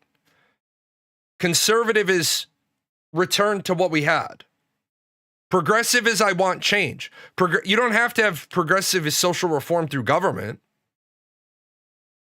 Progressive can be we just don't want the government to interfere at all. Liberal would be protection of individual rights. I would disagree with that. Liberals don't give a shit about protection of individual rights. Liberals want social safety nets. If a liberal wants to tax the rich, they sure as shit don't give a fuck about the rich's individual rights.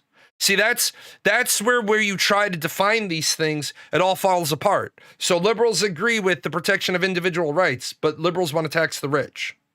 So they only want the protection of poor people's rights.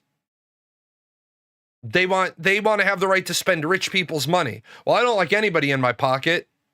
I tolerate my wife and my kids' hands in my wallet. I don't want the government's hand in my wallet. I don't give a fuck what you're trying to do with it. See, notice the problem now where I say these terms suck because they don't do what they actually say they want to do. Not just a handful of billionaires and special interests, but it's not just an idea. In a few years, we've already racked up 85 wins all across the country. And if we can get those 85 wins to 850 wins, we can fix our corrupt political system, save America, and get to work on fixing everything else that's broken in our country. This is how we build this movement big enough to trigger that rush of state activity that leads to a change in federal law. And that brings us to our last line. Right now, this is you. And right now, these are all of the ways that you can help us go. Okay, so then they're going to go into their recruiting. Here's the ultimate problem. All these other issues that they talk about. They talk about you can get, if you get 850 wins, then you can get a federal law change. No, the fuck you can't. No, the fuck you can't, because the people, you already solved the problem. You're not going to get people elected into office that don't get something back by it. So are we only talking about them as they relate to the current United States, not with the actual definitions of what socialism or liberalism are? Well, the problem is you haven't even used socialism or liberalism yet. Because remember, socialism isn't something that can exist inside of a democracy.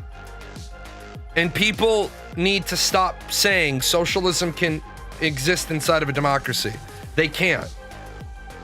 Socialism, communism, democracy, monarchy, oligarchy, dictatorship, right? But progressivism, well, you say that, or what the actual definitions are. I use the actual definitions. I use the actual definitions of progressive, because remember, it's progressive and regressive. You're not supposed to be saying progressive versus conservative, because technically, if you remap this out, you've got progressives, you've got conservatives, and you've got regressives. We want to go forward. we want to stand pat, we want to go backwards. There are people who want to change the voting rights back to only landowners can vote. That is a very regressive line of thinking. There are people who want to have 2 genders. That is a very conservative line of thinking. It should be preservative, but progressive preservative would be a little weird. I want to conserve what is. Again, it's like driving a car. Do I want to go forward? Do I want to stay still, or do I want to go backwards? Do I want to go left? Do I want to go right? And to what degree do I want to go left and do I want to go right? It's like the definition of democracy, where people hold on to the idea of, where they hold on to this idea that, well, why can't we just call it a democracy and move on? Because if we were a democracy, we could fix all these problems tomorrow. We wouldn't have any of these fucking problems if we were a democracy. Well, why don't we move to a democracy then? Because we'd have a whole different slew of fucking problems. What's the problem? In which is why a plurality democracy is just as corrupt, if not more corrupt, than a republic. Remember, I said to start it off, if you have a democracy, you have a plurality or you have a majority. And if you want to be righteous, you need this. Yeah, true democracy, 51% says the 49% die. I'll give you a great example so that we can keep it in the realm of reality. You want to talk about, let's take a spicy issue. Let's do transgender rights, right? In a plurality system, 1.7% of the population has to somehow advocate to get 50.1% of the votes. That is going to be almost impossible. In a majority system, not only does 1.7% need to convince 50.1% to vote, they need to convince them to vote yes. Democracy means nothing. No, let me stop you right there. Democracy means nothing that the majority of all politicians are corrupt as fuck. Those two things are mutually exclusive. In a democracy, there are no politicians. In a democracy, there are no politicians. Period. Because in a democracy, you vote on every issue. You don't have a proxy. You have government people. You have people in charge. And that's why I wish to fucking God we would teach people better in school. Because people think politicians exist in a democracy. They do not. It's like this. The best form of government. The best form of government is a benevolent monarch or a benevolent dictator. Not a monarch, not a dictator, the word benevolent being in front of them. The best form of government is a government where one person makes all the decisions.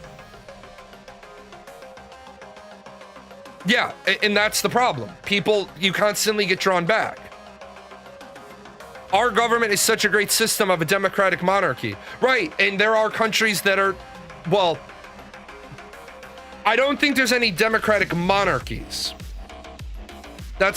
And see, England's not a democrat. Yeah, I know. But England's not a democratic monarchy, but I hear people call it a democratic monarchy. It's not.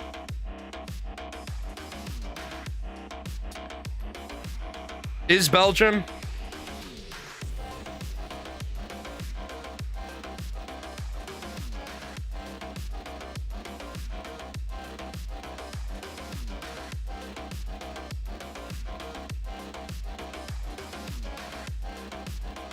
No.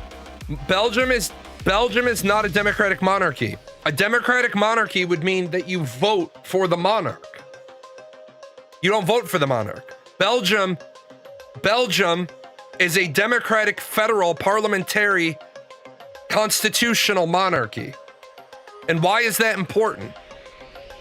Because that means there are no raw democracies at all in the world. I don't believe there are. At least most descriptions call it, right, most descriptions call it a democratic monarchy. Here's the problem with that. A democratic monarchy would mean you vote for the king. There's an awful lot of words that need to be included in Belgium. Belgium is a democratic, federal, parliamentary, constitutional monarchy. A democratic constitutional monarchy is different. Listen. If you call it, and this is why words fucking matter, if you call it a democratic monarchy, what you're saying is the people vote for the monarch. And this is not how those countries work. The monarchy is a bloodline. They have a democratic parliament, and the monarch's rights are limited by a document. Yes, what Ponzini was saying earlier is, you mean I got to call my government what it is, I have to use like 7 words? Yes. But why is it people have absolutely no problem ordering a Hawaiian barbecue chicken pizza? People have no problem using 4 words to order a Hawaiian barbecue chicken on their pizza, but they're upset that they have to call America a democratically elected constitutional republic. It's still 4 words. Naboo from Star Wars got it right then. Yes, Naboo from Star Wars got it right. They elected their monarch, and then their monarch was appointed, or their senator was appointed to the Galactic Republic. Yes, Game of Thrones is a democratic monarchy. Game of Thrones, Bran the Broken, wheelie wheelie, cock and legs no feely. When he dies, they're going to have to elect another monarch. Now, whether they do that by the people or by whether they do that by... So there's proof it works in fantasy. You're right. And let me tell you, there are periods of time in history where monarchies work and dictatorships work. Remember, not every dictatorship is bad. Not every emperor is a bad emperor. Nero, fucking lunatic. Right? Nero's a fucking lunatic. Bad emperor. There was peace in regions of the world under emperors because they were benevolent emperors. When for example, I go to that movie where the person with the highest IQ becomes the president. I'll fix that shit because, like Ronnie Chang, I'll just go through and look at the government and be like, hold on, our government's shut down right now? Oh, open up the government. Idiocy, yeah. Open up the government. What do people need? They need healthcare? Sure, do it. Give them healthcare. What do people need? They need food? Feed them. We could give medical care and food and housing to everybody within 2 years.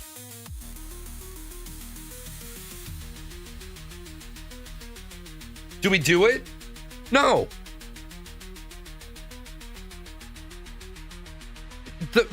Remember, they got us fighting a class war.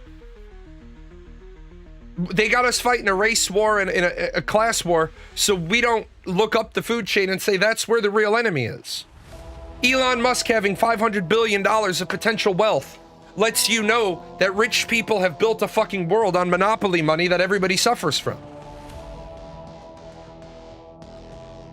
You can't get a loan.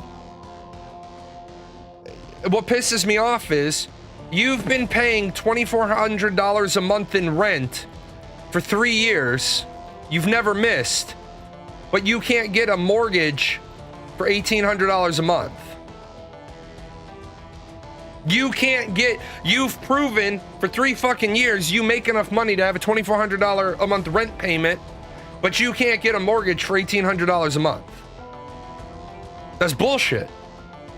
It's like, I'm at the point again where I'm getting frustrated. I'll be right back.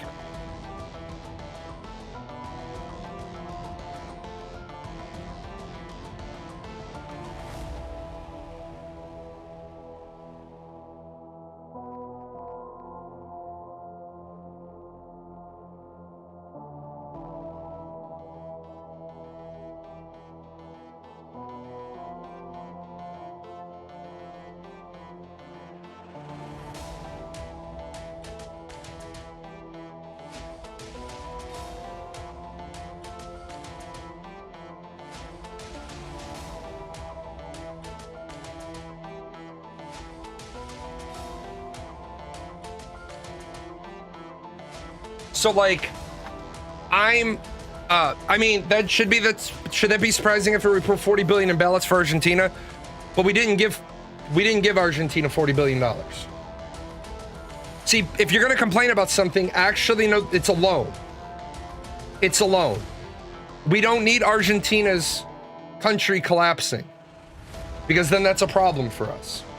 Loaning them, I want to remind you, $40 billion is a rounding error.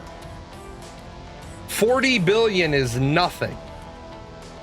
40 billion out of I don't give a shit about giving Argentina a $40 billion loan until we talk about the top level thing of we're 33% over. I'm sorry, we're 300% over on spending in some areas. If we can keep a country from collapsing on our side of the world for 40 billion and they're going to pay us back more than that, I'm cool with that. What I'm not cool with is all the waste in government. See, the guy the other day that finally got fed up of being told you're wrong.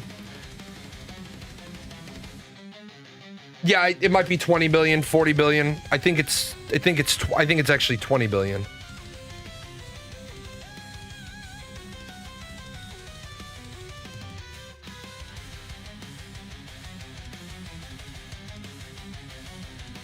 No, it's 40 billion. It could reach up to 40 billion. It's 20 billion in a currency swap and 20 billion in private sector. Now, my problem with bailing out Argentina right now is not that the US is doing it. It's that Donald Trump is choosing to do it to see what Donald Trump can get out of it. If I don't give a shit, you could be the most die-hard Make America Great Again soldier there is. If you think Donald Trump is making America great again, you're a fucking idiot. Like, there's no point. If you truly believe Donald Trump is making America great again, there's no point in having a conversation with you because you're fully brainwashed and Big Brother has taken you to room 101 and you've ignored the evidence of your eyes. It's $20 billion in a currency swap. It's $20 billion in private sector improvements, which is, we're going to get paid back more than 40 billion. But Donald Trump only approved it because he's trying to figure out what he can get out of it. I don't ever wish ill to anybody. Okay, let me stop you. My point is, we can just do that. Why can't we have free healthcare? Because there is no such thing as free healthcare. Do you have any idea what free healthcare in this country would cost? Do you have the slightest inkling of what free healthcare in this country the bill would be?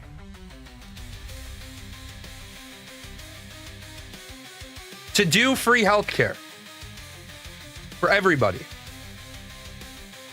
would be no less than a $33 trillion investment. 33 trillion. It would be $33 trillion as the initial investment to set up the system to give free healthcare to everybody. I don't like living in a world where everybody doesn't, and I want to remind you, our GDP, it would take about 6 years of spending nothing on spending $0 on anything else, just establishing free healthcare. But then the problem is, so we give free healthcare, and I'm all about giving free healthcare. In fact, what do I say about free healthcare? I have healthcare on here. Can we please understand the problem first?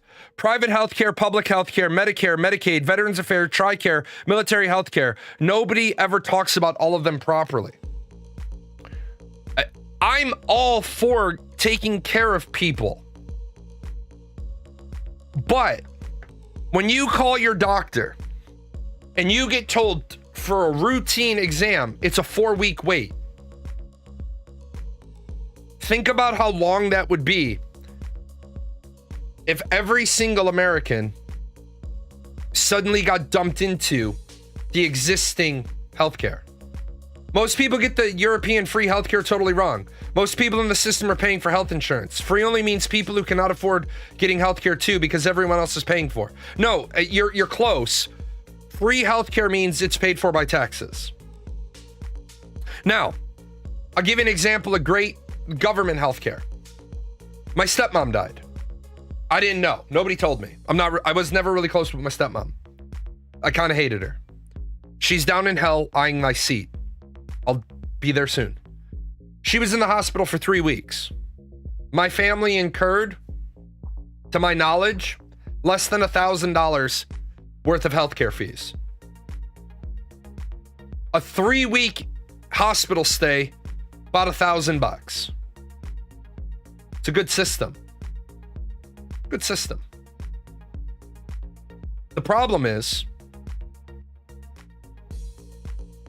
why weren't they able to figure out what was wrong with her before she ended up hospitalized? And hopefully I'll get more of those details later on down the road. I showed the girl in Canada. Girl in Canada has a spinal tumor. They think she has a brain tumor. 14 months lead time to get her MRI on her brain. Because it's not treatment of an existing condition, it's diagnosis of a future condition. At least in Sweden, we mostly have health insurance to cover potential loss in future income because the injury rather than covering the cost of the treatment. Right, but the problem is, what country did you just say? Sweden? Oh, yeah, that'd be easy. Sweden has a population on par with our small states. And that's where American politicians say, well, look at the way Europe does it. Motherfucker, we have more people on Social Security than most of the European countries have fucking people. We have 77 plus million Americans on Medicare. Unless your European country has more than 77 million people in it. What about how China does it? Well, hold on. What is your understanding about how China does it? Tell me how you think China does it.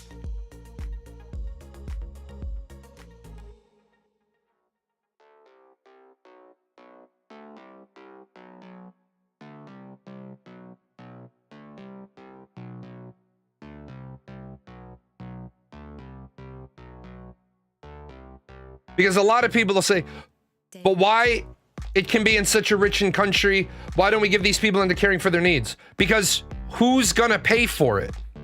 Because you just said China, and a lot of people are gonna say, well, China provides healthcare to all their people. No, they don't. China doesn't give healthcare to all their people. China gives access to healthcare for all their people, and some of those people are 2 to 3 hours away from healthcare. Local provinces, they have a doctor. That's it. They have a general practitioner. How do you get an appointment down the rail line at the next urban area? In China, they have rich people can walk into the hospital and get treated today because they have private providers.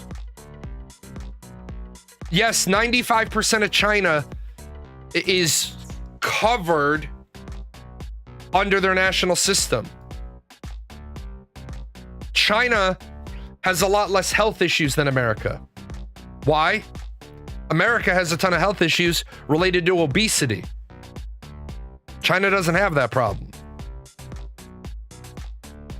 The problem is, I want everybody to have health care. I want everybody to have health care. I do. I want everybody to have health care.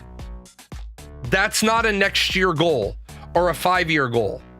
China has government-funded, publicly available insurance programs based off of the procedure, and there's not predatory. Stop calling them predatory insurance companies or massive profit for company. No, you don't even understand China then. Everything you just said is bullshit. Everything you just said is absolute bullshit about China. Because the things in China, as I told you, they aren't affordable. The rural, everyone is covered on the national system, but they all don't live near a facility that they can get care. Like I said, the rural area has a doctor. The doctor says you need this test. They call down and they say, I need to make an appointment for my person. That's a 2-hour train ride 3 months from now. Yeah, they're covered. You also left out the fact that China has private providers, just like America does. You call a hospital in America and you say, I need this surgery. And they're like, well, yeah, they're booked. I'll put a fucking, what do you need? Do you need a children's wing? Do you need an oncology lab? What do you need? Well, yeah, I mean, well, what are you building? You're building a children's, how much money do you need to finish that project? 25 million. Write him a check. Oh, there's an opening tomorrow with the world's leading, the fucking country's best oncologist suddenly has a 7 o'clock appointment open for you tomorrow. Is it right? No. But that person literally said, it's amazing how many have raised out of poverty in China, but there's still rural areas that are basically destitute. You're right. And again, their level of poverty and our level of poverty are completely different levels of poverty. You like the Canadian system, even though there's faults, but our major issues is honestly a supply chain issue. We need more hospitals, beds, and medical staff, full chain of nurses. Okay, so this is what I'm going to tell you. Here's where the problem becomes, right? I love what you said, but let's break this down. I like the Canadian system, even though there are faults. Our major issue at the moment is honestly a supply chain issue. We need more hospitals, bed, medical staff, full chain from nurses to physicians. And in order to do that, your taxes need to go up 25%. Which is why I say we could give everybody in America free health care. It's going to take about $33 trillion to do. It's also going to radically reshape the entire face of American society.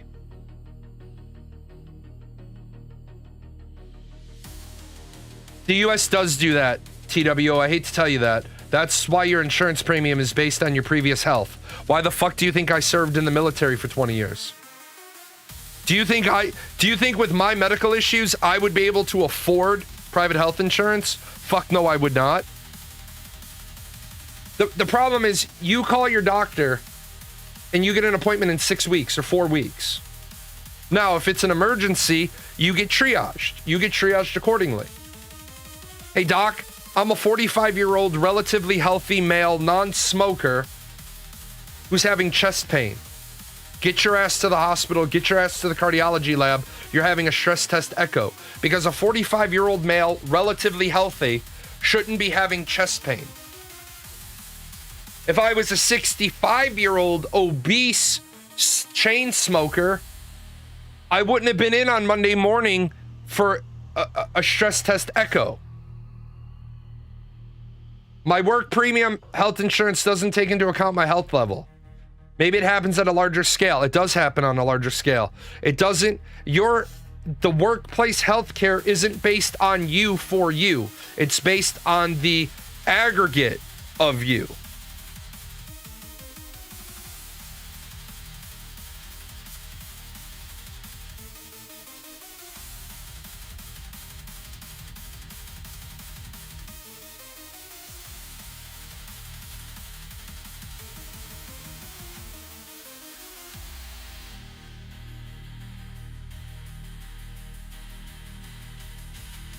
Thanks. That should be taken care of. Yep. Appreciate that. Unfortunately, that is somebody who got their account hacked. I actually have the Discord set up so bots can't join it. But if somebody's busy clicking on those sucky, fucky, me love you long time $5 links, then I can't do anything about accounts that get hacked. USA might look great, but it's not very modernized. Rural area too. Spend a while on Google Earth and be amazed how much people live on worse conditions that usually consider a third world country. I don't use the phrase third world country because I know what its origin is. I call them impoverished nations. But you are absolutely correct. And that's where I'm really pissed off at my government, because what did we decide to do? We decided to overspend by $2 trillion, and that money, I'm cool with running at a deficit if we're going to take care of people. I have no problem running at a $2 trillion a year deficit if it's going to help people. But, for example, if you made me, those links are your emotional support system? Nice. If you made me king of America, right? The first thing I would tell pharmaceutical companies is, number one, insulin and EpiPens, we're just going to produce ourselves now. Because we helped you develop them. You've had enough time to profit off of them. The US government is just going to produce insulin and EpiPens. Did you know an EpiPen is over $600? And yet, the vial of epinephrine and the syringe, and I'm including a draw syringe in that, is less than $8. The bottle of epinephrine and the two syringes, well, the one syringe but the two needles, all in all is less than $8.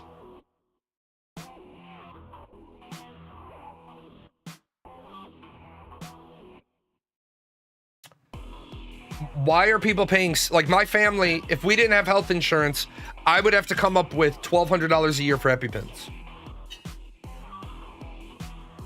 Why is it the EpiPen company tells people that their EpiPen needs to be replaced annually when EpiPens tested at 364 days after the expiration date are still 90% effective? Because they want their $600 annually. That's the piece that we need to fix. But nobody wants. We can't talk about shit like that because, as the title of the show says, because people stay ignorant. Well, shouldn't a democracy be taking care of its people? Yeah, and so should a republic. And so should a constitutional monarchy.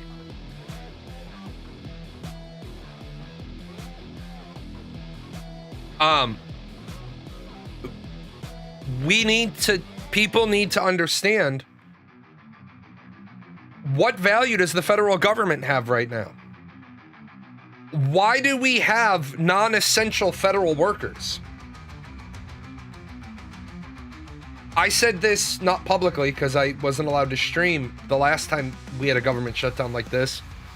Why is there any non-essential government workers?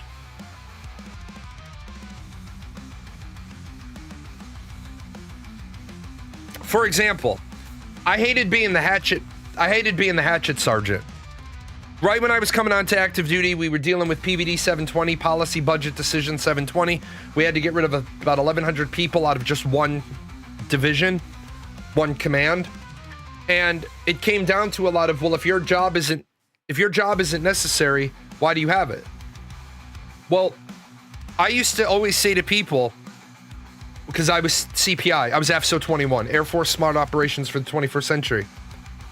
If you can't relate your job to putting warheads on foreheads, I'm just going to eliminate your job because we don't need it. If you tell people to think into terms of how does my job, how does my career, how does my work, how does my labor contribute to killing people, blowing shit up, or making small countries glow in the dark, everybody should be able to tie their job to that directly. What do you do for a living? I'm a doctor. So you keep people healthy so they can go to work to put warheads on foreheads. Yes, there you go. You get to keep your job. 6 degrees of Kevin Bacon, but it's 3 degrees of relevancy. If you can't make your job relevant within 3 steps, what do? I'm a personnelist. So what do? I pay the people that come to work so they come to work to put warheads on foreheads. Now you're getting it. Why do we have 100,000 government workers that are non-essential? Well, they're meat inspectors, but we're not inspecting the meat right now. Sounds to me like the meat inspections are fucking arbitrary then. Although what I did see, which is fucking great, and people should be fucking outraged about. Where the fuck is it? Where's my gallery? 91,585 pounds of prepackaged breakfast burritos and wraps served to low-income students across the U.S. as part of federally funded school breakfast and lunch programs may be contaminated with listeria. Oh, there we go. If we can't get the poor people to kill each other, let's just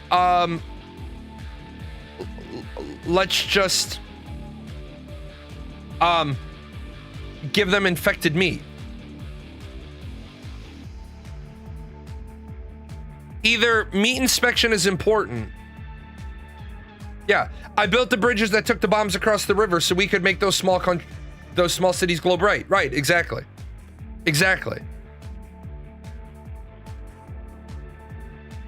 I cut all the waste out of the government so that we had more money to buy bombs, so that we had more warheads to put on foreheads. Yeah, shit like this. This is absolutely unfucking acceptable. Shit like this, and I have other stuff pulled up, but we had a good conversation. Shit like this is unfucking real.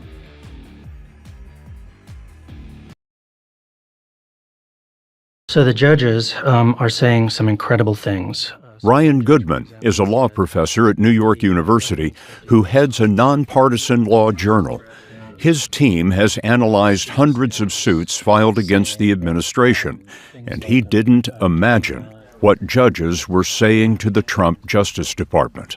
We found over 35 cases in which the judges have specifically said, what the government is providing me is false information. It might be intentionally false information, including false sworn declarations time and again. In court records compiled by Goodman, Democratic and Republican-appointed judges are critical of the Trump Justice Department's work. Highly misleading, said one judge. A serious violation of the court's order, wrote another. And a third warned, trust that had been earned over generations has been lost in weeks. This isn't the way things normally proceed? It's not. In fact, I would say for some of the cases that we're looking at, maybe that would happen once every 10 years. Who gets hurt by this? The one entity or person or institution that gets hurt the most is the Justice Department.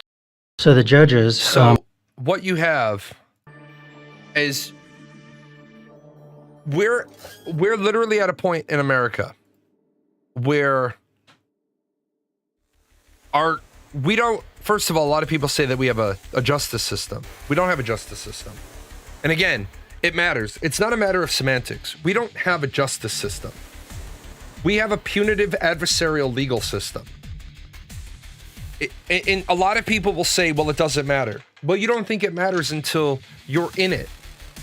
Until you're in that system, you're like, oh, fuck them. Well, once you're in that system, you might be singing a different tune. You can be charged with a number of crimes just to get you to take a plea bargain. After being in the military, do you agree that the military budget is inflated and a lot of those contracts are just ways for politicians to increase their wealth and the wealth of others? No. No, I do not. I believe that the military budget is actually too small. I believe that the personnel budget needs to be increased and the niceties budget needs to be decreased. I truly do believe that the military is a mechanism of fixing social problems. When you take a kid who can't read, can't write, lives in a shitty neighborhood, has nowhere to go, has no future, has no college, has no work, has no jobs, but he can go to the recruiter and get the fuck out of there, that's a good thing. Well, we don't want our poor fighting our wars for us. Well, they're already fighting a war of survival. They might as well, earn a good living. I know a great many people who was dumb as fuck, box of rocks stupid, who went into the military and they served for their 20 years. And most of them are getting out or have been out since really 8 years ago. A lot of the dumb as a box of rocks motherfuckers that I knew, they went in right at 18 and they were done 8 years ago when they turned 38. Some of the ones that got smart stayed in a little bit longer, so they can get an extra 2.5% a year, make an extra rank, get a better high 3. Like, as I said to people, I started on October 1st, what would have been my last year in the military. Why not just fix education? Okay, well, here, ready? I want you to give me a 1-year fix for education and housing. Because, again, let me help you out with something. For this person, you can fix all. It's not possible. There you go. You take this person right here. You can fix all the education you want. Doesn't help that person. Fix all the education you want. What do you want to do with fix housing? First of all, housing's not broken. People need to stop saying housing is broken. Housing's not broken.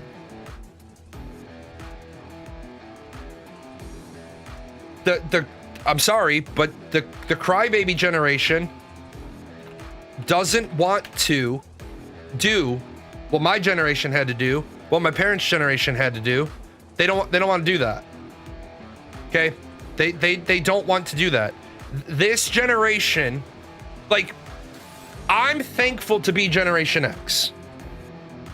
I'm thankful to be Generation X because it was basically go out, go play, solve your own problems. Don't come back unless you're bleeding. Okay? Here's, right? I look at little towns all the time. Yeah. You're 37. I'm 46. $47,000 house. Is it a piece of shit? You bet your ass this is a piece of shit. This is a total piece of shit house. But you know what it is? It's your $47,000 piece of shit fixer-upper. That's what it is.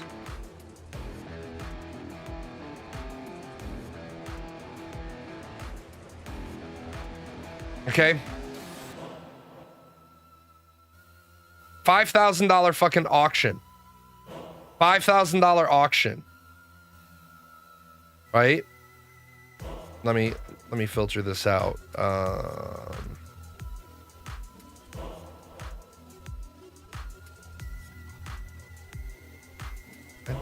What the fuck are you? Oh, property type. I just want houses. Okay. $20,000 house for sale. Piece of shit. Yep. $14,000 house, but it's your $14,000 piece of shit house. $39,000, $35,000. I wouldn't go this one. $40,000. Here's the thing, right? People complain all the fucking time that there's no houses available. Like, they get mad because people buy houses and flip them. Well, look, motherfucker, the house is there for $50,000. I could buy 4 of those cash today, right? I could buy 4. I could literally Be like, are you ready to close today? Yes, let's do it. How you paying? Cash. Like a mortgage? No, like a big bag of fucking cash. It's only 50,000. It's 5 bound stacks. Here you go. If my hands worked, right? If I didn't have spinal damage, I would be fucking flipping houses because it's not hard. It's not difficult. It's hard work. It's grimy work. It's dirty work. It's stinky work. Having to rip out a toilet stinks, right? Having an unseated toilet and then you take it out and you get to spend the next 3 hours fixing the subflooring with fucking sewer gas venting in because whatever your issue, yeah, not having a toilet cover stinks. It literally stinks. Guess what you budget for? Hey man, I'm buying a toilet fucking cover. Why? Because I ain't taking another toilet off so I can fix the subflooring and having that sewer gas fucking run up in here for 4 fucking hours. Well, I don't know how to do subflooring. Then fucking learn. Well, I know how to learn. There's a fucking book. It's called the internet. Can any of those houses be structurally unstable though, or would those be prohibited? No, they could be structurally unstable. That's why, you know, you need to hire a fucking building inspector.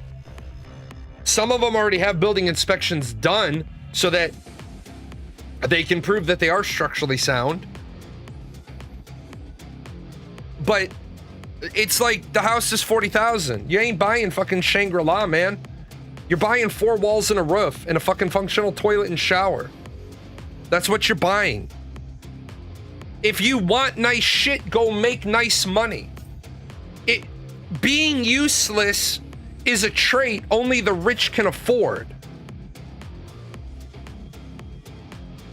I also did go the route you're talking about. I joined the military as my only option, and then I was fortunate enough to make something of myself. I don't think the way out should be having to bomb another country. Here, let me help you out with something. Ready? I didn't join the military as my only route. I joined the military because I was pissed off that some terrorist assholes flew some planes into some buildings. I was teaching on 9/11. I was in my classroom on 9/11. Okay? I was there when that shit happened. Okay? 9/11 was my Pearl Harbor. Yeah. I went to the recruiter's office 4 days after 9/11 because that was the first day they were open. When I walked in, he literally told me, go finish your master's degree. Because the next year of the military is going to be a fucking goat rope. Go finish your MA. So I did. I went and finished my MA.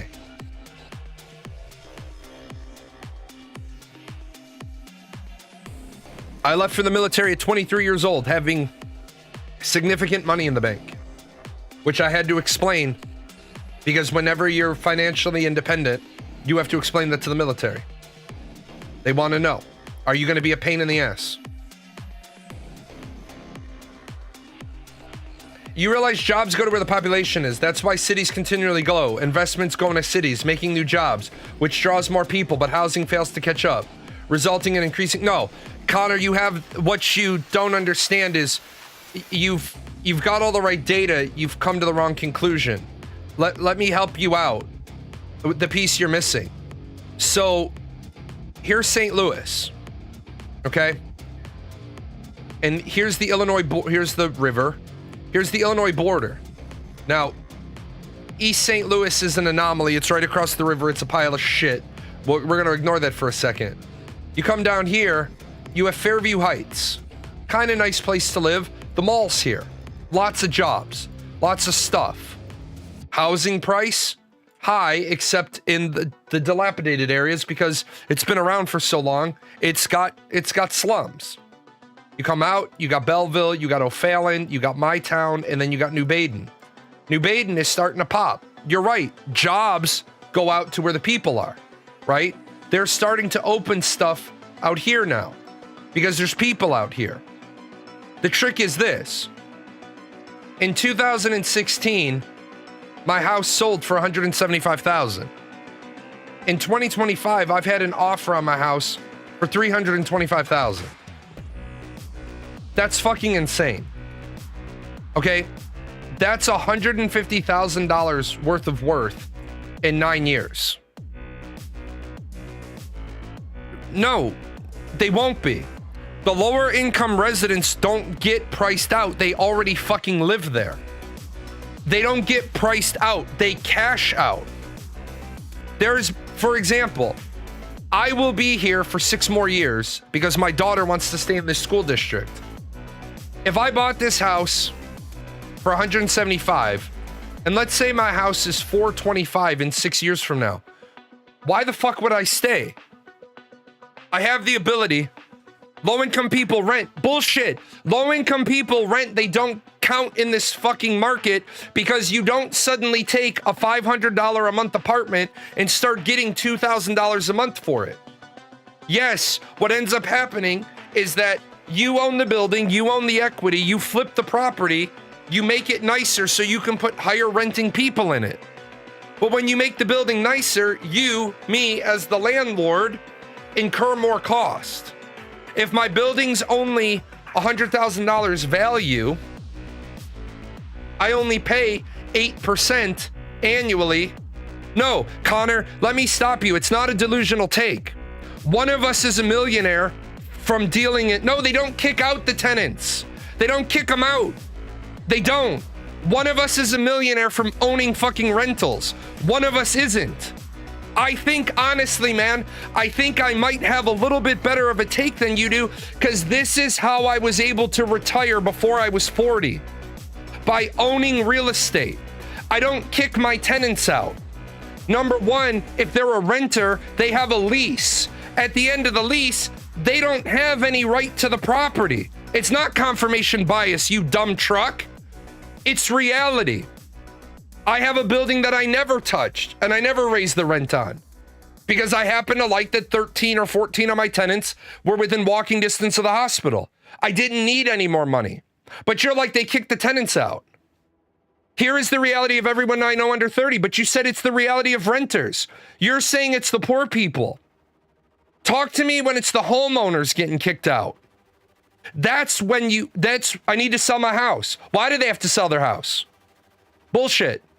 Bull fucking shit. Why do they need to sell their house? Because your mortgage doesn't go up. Once you own the house. No. See, you're jumping around all over because you're like, this is a delusional take, but you can't defend your position. Why does somebody have to sell their house? If they already own it, the mortgage doesn't change just because the value of the house goes up. I bought my house for $175. I owe the bank $175 on the mortgage plus interest. Just because my house is now worth $325 doesn't mean if I carried a mortgage, I suddenly owe the bank more. I took a loan. I agreed to pay the bank X. Many people choose to sell their house because they want to walk away with the newfound equity. A lot of people say shit like, I need to sell my house. Why? The landlord is saying they will sell to be able to evict the tenants and bypass renter protections. Bullshit, they can't. Bullshit. And remember, I'm a dual citizen, so I know Irish law. They can't. They literally cannot. Your lease, first of all, you're jumping back and forth and saying, I have to sell my house. Okay? If you have a lease on the property, you cannot be removed unless you signed a lease that says, if the landlord sells, I acknowledge that the landlord can remove me upon transfer of the property. Guess what I say to that then? Don't sign dumb fuck leases. You're jumping over renters or owners or buyers. Yeah, and guess what happens? When the house value goes up, the property tax goes up. The property tax goes up because it's a nicer place to live. What stalled you? You can't even evict people out of a lease without doing multiple years in court in Ireland. Well, hold on. So, I'm confused then. Then which one of your statements is the truth and which one of your statements is the lie that you told, not me? The landlord is saying they will sell to be able to evict the tenants and bypass renter protections. You can't even evict people out of the lease without doing multiple years in court. Well, which one is it? Because first of all, when the lease expires, I can kick you out. No, he's not wrong. It can take multiple years to evict somebody. Yeah, squatters, exactly. Massive rental protections in Ireland. So many people cause a shit show, but decent people will move. Okay, Connor, you're all the fuck over the map now. First of all, if the landlord is choosing to sell the property, right? If the landlord is choosing to sell the property, that's theirs. Only for the rental to get new tenants and up the rent price. Yeah, but you're missing an entire step here, right? You're like saying, oh, there's evil, nefarious things going on, right? Here's your lease. It expires on December 31st, 2025. It's an excuse to remove the current renters past the rent cap. He can't do that. You can't increase the rent for current tenants past the current margin. Correct. You are correct. Here's the piece you're missing, right? Your lease expires on 31 December 2025. On 1 January 2025, even if you're the people living there, you're on a new lease. Now, you are correct. Ireland does have protections that limits the amount of rent I can put on you. So I'm not kicking you out. I'm just choosing to not give you a new lease. I'm not telling you to get out today because it's the 20th of October. I'm saying, just to let you know, on the 31st of December, I will not be offering you a new lease. But if there's no lease after 6 months, what the fuck are you talking about? You're like making this shit up. Yes, it's in Ireland. If you're on a month to month for more than 6 months, it becomes indefinite. That's a stupid ass landlord then. Who the fuck does that? And if they sell, Connor, they don't have a lease. Notice how you said, I don't know what I'm talking about, and twice now you've walked me right back to my evidence that what they're doing is not illegal. But they do not sell. They have to sell. They have to sell because the person can stay in there.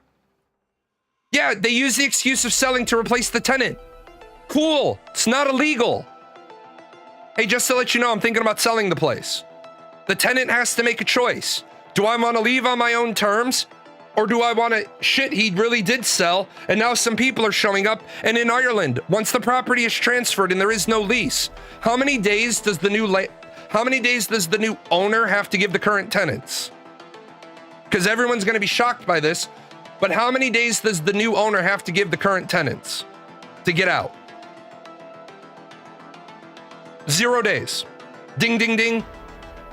If you do not have a lease at the moment of property transfer, you have no legal right to be there anymore. Now, is it shitty? Yes. Is it illegal? No. This is the problem. I don't mind if people have a perspective, but root your fucking perspective in reality. It's the renters that get hurt. Yes, of course the renters get hurt. Why the fuck are you renting in the first place? That takes us back to the initial discussion all the time. You shouldn't be fucking renting in the first place. But you understand it feeds further into the increased housing cost. No, it feeds further into the appreciated housing cost of what was once a non-starter area. Because some people moved there and lived without niceties, and then niceties followed. Those people get an ROI. They get a return on their investment. Why the fuck do you think I buy property? You think I buy property because I want to be like, what, a fucking nice guy? Oh, I see that you have this property for sale. Let me take it off your hands and make no profit. The fuck sense does that make? You think I would have bought this house for $175,000 if I thought this house was gonna go down in value? Would I have bought this place at 175 if any of the metrics indicated that this house would be 125 in 9 years? Fuck no. Why would I put $175,000 into a capital investment if I had any sort of evidence that I was going to lose my money? No. Why have I thought about opening a fucking Taco Bell in a fucking a Portillo's out here? Why have I looked at financing $270,000, $300,000 worth of 2 fast food joints? Because I think if I did it, they'd make fucking money. And I think if I did it, it would increase my fucking property value more. I'm not gonna fucking build a fucking Taco Bell in the middle of the ghetto. Let me get robbed 6 times.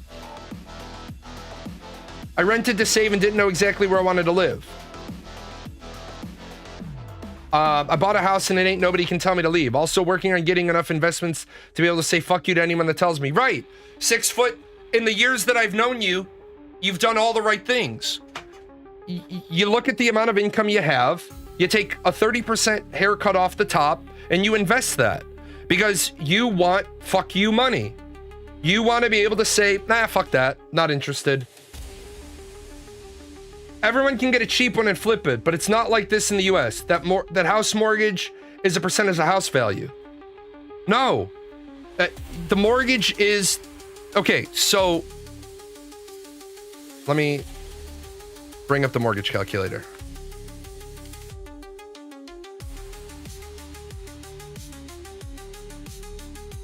I think this is the one. No. This one? Yes. Okay, so you're looking to buy a house and it's $50,000, right? There's your fucking monthly payment. Your $50,000 house is going to cost you $88,000 if you only pay $246 a month on it. Now, on a $50,000 house, to be realistic, right? They probably won't give you a 30-year term on it. They'll probably only give you 15. And I'm just going to go for shits and giggles that you don't put any down payment down. You're still only at $429.12.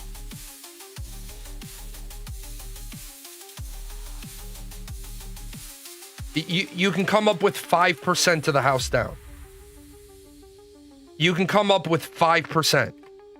Work 2 jobs. Work weekends. Recycle fucking cans. I don't care what you have to do. I'm tired. I'm fucking tired to my soul of people that want to say the system's rigged and I can't get ahead. How many jobs do you work? 1. Fuck you. Only rich people can sleep 8 hours a day, and if rich people only sleep in 6 hours a day, why the fuck are you in bed for 9 hours a day? I'm sorry. Man, it'd be a shame to be able to work a 9 to 5 and have a decent quality of life. Hey man, you know what else would be a shame? Not working at all and having an amazing fucking life. I spent more than the livable wage on vacations this year. Because, you know what? I like to work hard. I like to party hard. I like to have a good time. My fun costs money.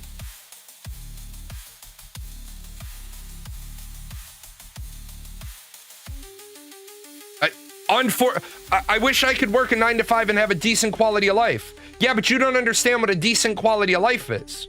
If you work a 9 to 5, you can afford a decent life. You just have a fucking distorted view of what decent is. Do you know what decent is for Generation Xers? Do I have 4 walls? Do I have a roof? Do I have a bed? Yeah, 2 hots and a cot. 2 hots and a cot. 4 walls and a roof. I don't have air conditioning. I open my window with a little fan. When it's hot, I take a cold shower and I get into bed. That's a decent life. 1 TV and maybe basic cable. That's what people forget. People are thinking that a 9 to 5 is supposed to give them big boy shit. That's where we've lost the fucking narrative. You want to do big boy shit? You better go earn big boy money. Yeah, that box fan AC. That's what I think you're misunderstanding. No, you have a misunderstanding of the narrative, my friend. Because as I've told you, I'm the youngest son of an Irish immigrant. No. The idea is that the 9-to-5 income for a family home, bullshit. That's never been the fucking narrative. What country has that ever been the narrative in? I sure as fuck know that was never the narrative in Ireland. How do I know that? Because when I talk to my dad, my uncle, my grandfather, my grandmother, brothers, sisters, you mean like everyone? Bullshit. The 1950s in Ireland? Kiss my ass, you lying sack of shit. Every Irish man I know got the fuck off that island because there was no money to be had. That country was still at war. A fucking terrorist war with the North. Every Irish male I know got the fuck off that island. There was no good quality of life with a 9-to-5 job. There were no 9-to-5 jobs. There was no work. The greatest thing my eldest brother ever did for me was when I was about 8 and he was about 24. He said, get your fucking education. Don't grow up to be like me and be a mechanic. What did he do? Did he kick rocks and stare at his feet and be like, oh, my lot in life is a mechanic? No, the son of a bitch studied at age 24 and became an operating engineer.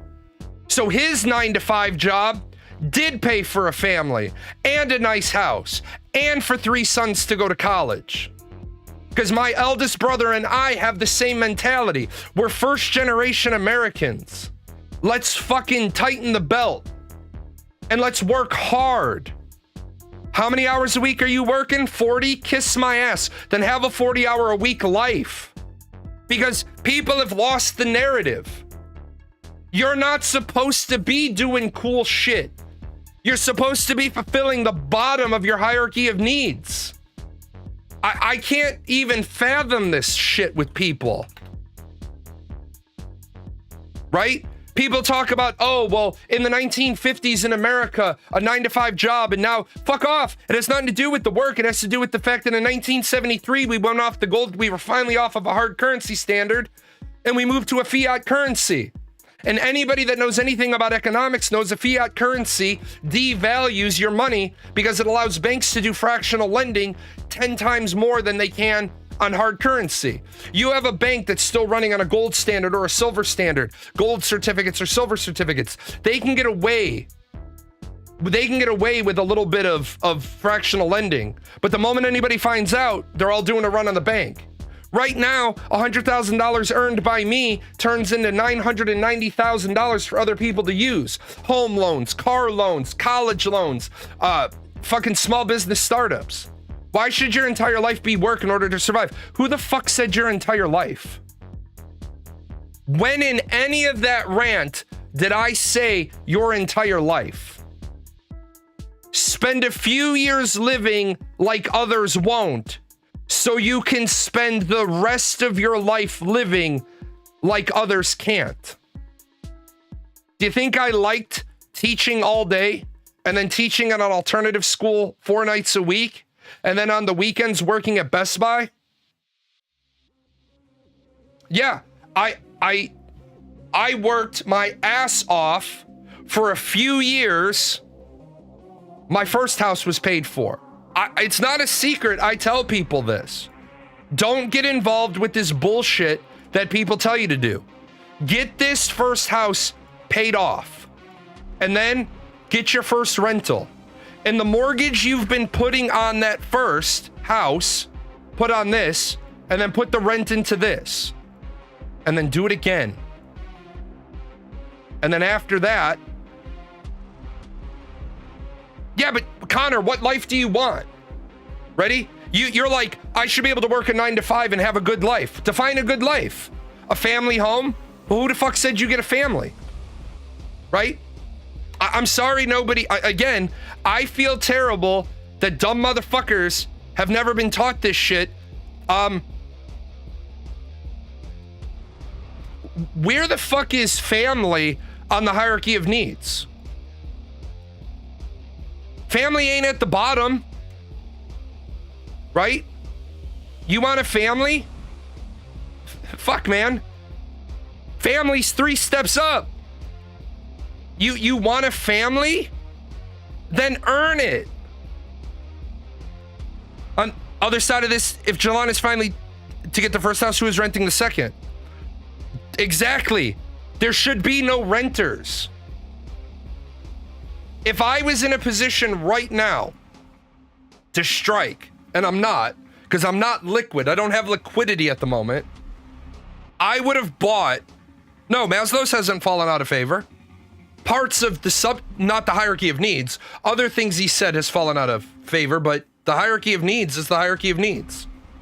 If I was in a position to strike right now, I wouldn't be moving my daughter and her boyfriend into a rental. I would have bought a place and moved them into that. Why? Because if he's willing to pay $800 a month in rent, fuck it, he can give $800 a month to my equity. Renting has utility. No, it doesn't. Renting has convenience. Renting has convenience. If you are going to live in a place for more than 2 years and 1 month, you should not be in a rental. You should be in a property that you own. Because at 2 years, you don't pay capital gains tax on the property that's been your primary residence for 2 out of the preceding 5 years. If you're going to be in a place for more than 2 years and 2 years and 1 month at all, you should have a mortgage. Now, if you move around an awful lot, or you have a lot of upward mobility, you have a lot of opportunity, that's where rentals are from. It's for young urban professionals. I know people make fun of the word yuppie, but it's for young urban professionals who don't want to settle down anywhere and they don't want to incur the cost of closing fees. We claim shelter as an essential human right, yet almost every other country grossly fails to support affordable housing. Okay. Yeah, temp jobs, contract jobs, short-term jobs, those are absolutely for renting. Absolutely. Almost every country grossly fails to support affordable housing. You are correct. But I don't want to live in a country that provides housing. I don't want to live in a socialist or a communist country. I have zero desire to live in a socialist or communist country. Period. I don't want to live there. That explains why you stay out of Ireland.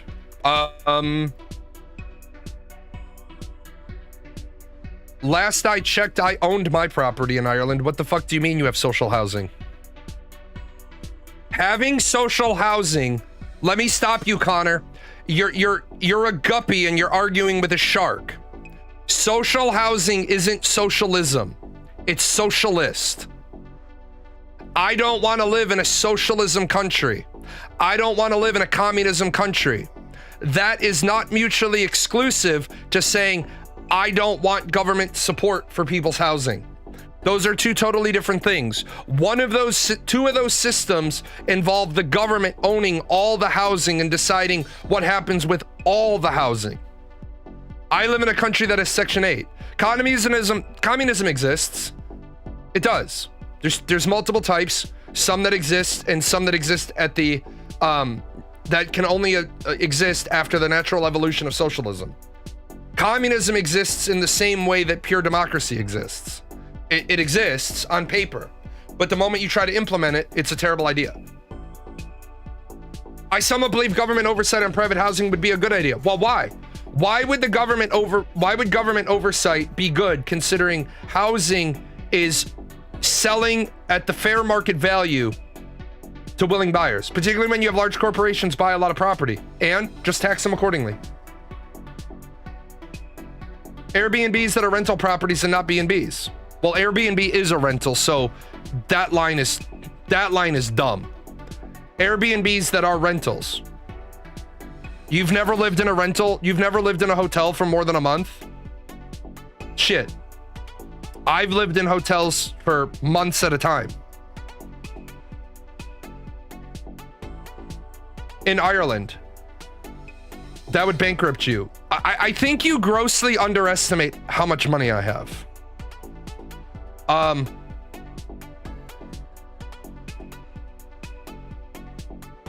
mean, I don't know, man. Well, here, Connor, let me help you out. I just spent $900 a night. $120 a night? Really? What? 120? Bitch, I just paid $900 a night on my vacation. My other vacation earlier this year, I spent $700 a night. What fucking level of like, what? I'd love to pay $120 a night. Dude, hold on. Hold on.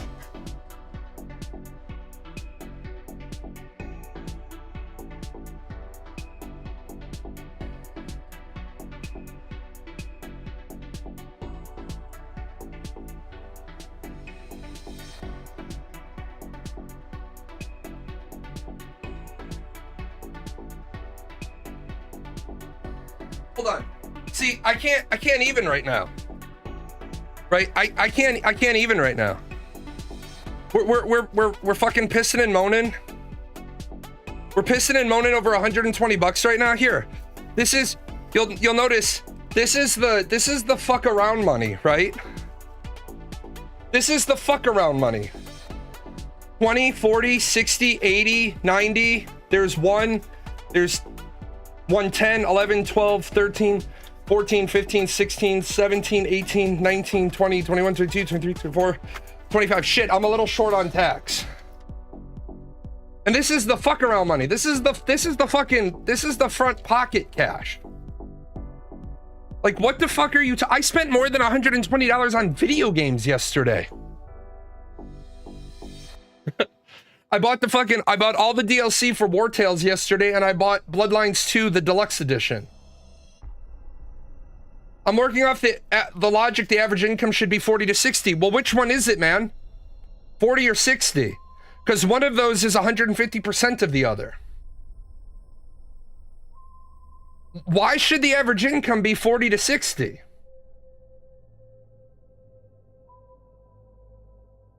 That's fine. They can be very bad. I'm a huge... Dude. I am an absolute huge vampire fan. Yeah, there's a huge jump between 40 and 60. This is what I'm talking about. How the fuck can you say, I think the average income should be between 40 and 60? You mean between starting and what some people end their careers at? Like, look. Just stop all the fucking bullshittery, man.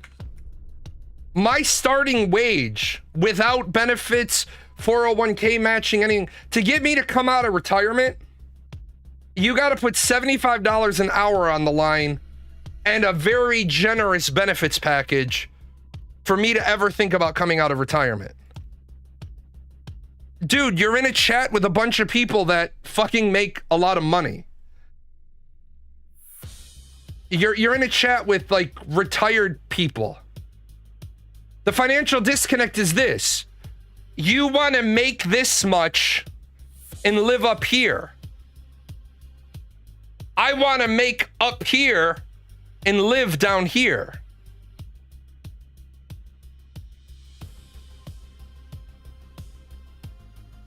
No, we don't have grossly different experiences. Right? We have I lived in that level of poverty. And that sucked ass. I never want to be that poor again. I don't want to be in a situation where I have to ask how much today. I started in poverty. Poverty sucks ass. I tell people that all the time. I understand poverty sucks ass, but here's where I don't have empathy for it. You want to only work 9 to 5. That's fine. Then only work 9 to 5. But don't expect the system to reward you if you only want to work. 9 to 5 is the bare minimum, Bobby. 9 to 5 is you get the basic life. You're doing basic shit. You get basic shit.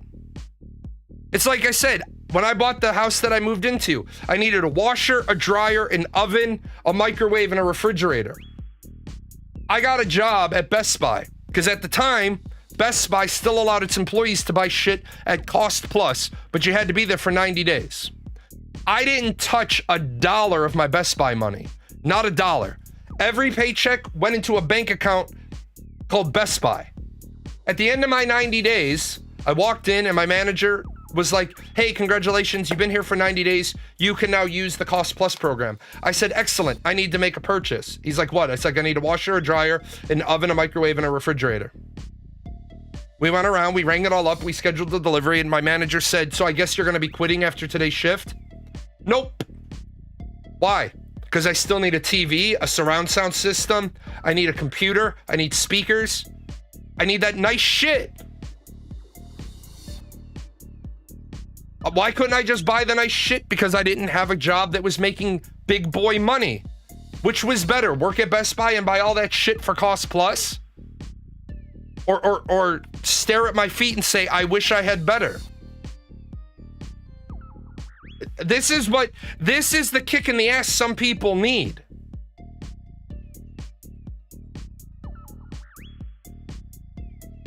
Your mom was an orphan, my dad was poor, and I was abandoned at 8 months. Fucked my life up with drugs, crime, and shit until I joined the military. Then went to college, worked hard, met the right people. Now I'm a senior network engineer and a tech consultant. Boom. There you go. Senior tech and a tech consultant, has 2 houses, has rental income, doesn't want the world to fuck him, wants to be able to look at the world and say, fuck you. That's the story I like to hear. The reason why people don't like that story is because they're like, but you had to work so hard. I just want it given to me. Yeah, I will be the first to say the baby boomers had it easier. Baby boomers used to get paid $1.40 minimum wage, and they could buy an ounce of silver with every paycheck to give you a value of their wealth. Yeah, a baby boomer could buy their house on like 2 years' pay. Yeah. After talking to my mom and talking to my aunt and talking to my uncle and talking to my dad, I wouldn't have wanted to live in the baby boomer generation. All the meat was boiled. Steve Rogers told you that, right? Right? They used to boil a lot of things. They had fucking polio running around still. Right?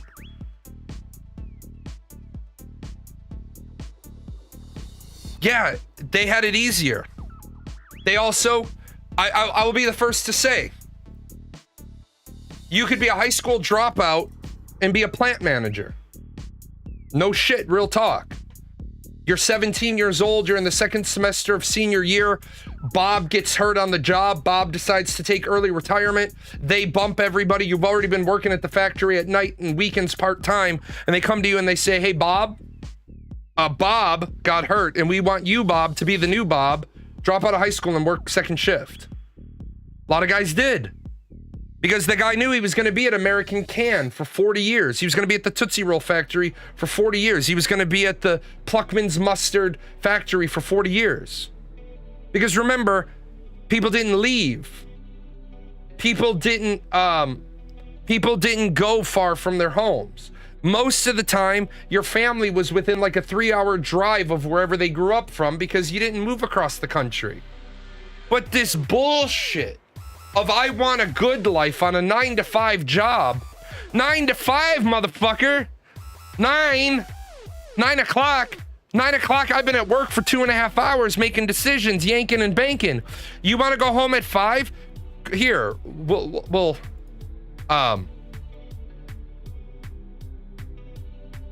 fucking talk about the 9 to 5 bullshit job, right?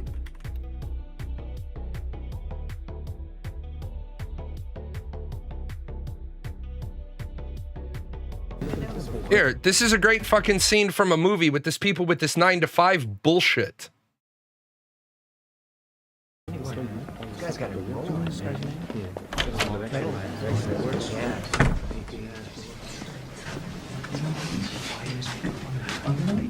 Sorry, man. It's my mistake.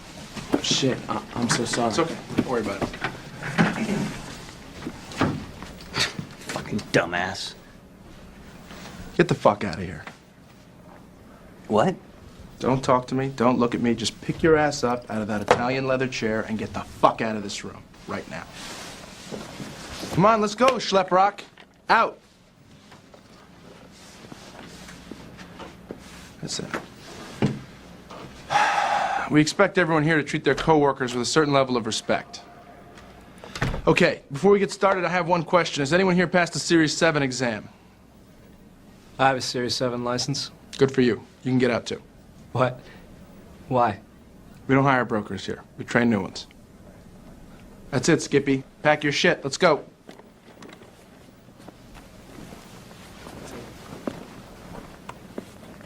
Okay, here's the deal. I'm not here to waste your time, okay? I certainly hope you're not here to waste mine. So I'm gonna keep this short. Become an employee of this firm, you will make your first $1 million within 3 years, okay? I'm gonna repeat that.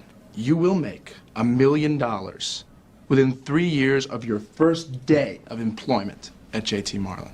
There is no question as to whether or not you'll become a millionaire working here. The only question is how many times over. You think I'm joking? I am not joking. I am a millionaire. It's a weird thing to hear, right? I tell you, it's a weird thing to say. I am a fucking millionaire. I guess how old I am. 27. You know what that makes me here?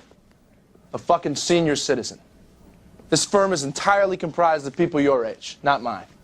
Lucky for me, I happen to be very fucking good at my job, or I'd be out of one. You guys are the new blood. You're gonna go home with the Kesef. You are the future big swinging dicks of this firm. Now, y'all look money hungry, and that's good. Anybody tells you money's the root of all evil doesn't fucking have any. They say money can't buy happiness. Look at the fucking smile on my face. Ear to ear, baby. You want details? Fine. I drive a Ferrari, 355 Cabriolet. What's up? I have a ridiculous house in the South Fork. I have every toy you can possibly imagine. And best of all, kids, I am liquid. So, now you know what's possible. Let me tell you what's required. You are required to work your fucking ass off at this firm. We want winners here, not pikers. A piker walks at the bell. Piker asks how much vacation time you get in the first year. Vacation time? People come and work at this firm for one reason, to become filthy rich. That's it. We're not here to make friends. We're not saving the fucking manatees here, guys. You want vacation time? Go teach third grade public school.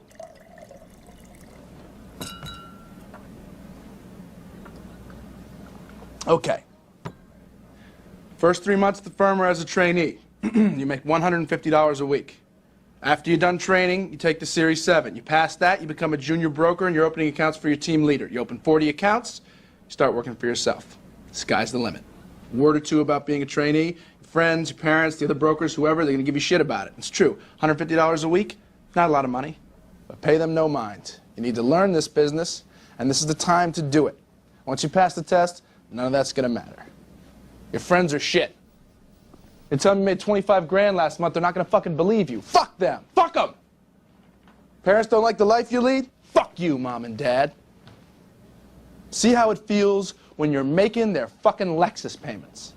Now go home and think about it. Think about whether or not this is really for you. If you decide it isn't, listen, it's nothing to be embarrassed about. It's not for everyone. Thanks. But if you really want this, you call me on Monday, and we'll talk. You Don't waste my said, fucking... yeah, I'm sorry, this is not a speech to emulate for a person's quality of life. Well, that's fine. But here's the thing, like I just said, you're I don't know what the fuck it was you were whining about, $120 a night for a hotel. Shit, I wish my hotels were only $120 a night. I wish my fucking hotel only cost $120 a night. Let me just do a real quick number. Oh, shit. I wish my hotel only cost $120 a night, because what I paid in 4 nights at my resort would have covered a whole month at a hotel. See, I think there's a difference between people don't understand. There's a star rating for hotels. You got motels, you know, you got the no-tell motel that you rent out for 4 hours at a crack to get with Mary Jane Rottencrotch. And then you got 1 star, 2 star. Those are the places where the doors are on the outside. Then you got 3 stars and 4 stars. Those are the places where the doors are on the inside. And then you have 5 star. Like, I'm sorry, but this idea that you're gonna work 9 to 5 in 2025 and have a life, like, I think somewhere you have a disconnect. You want to work down here but live up here. But wealthy people work up here and live down here. Wealthy people are looking at it, and yeah, I'm not gonna fucking bullshit you. Like I told you, I looked up my record, making $62,000 for effectively a day's worth of work is absolutely absurd. My guy, my endgame career goals place me at an income of 80 to 100K a year. Hold on. And what? So you're gonna keep working every day of your life to get to what I make passively. Dude, Connor, I lay in bed, I make more than that. I do this shit for fun.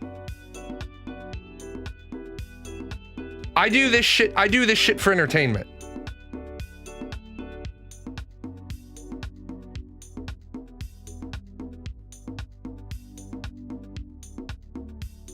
Teachers cap at 81,930. But see, Connor, you're like, I want to work a 9 to 5. Yeah, 81,000. I just looked it up.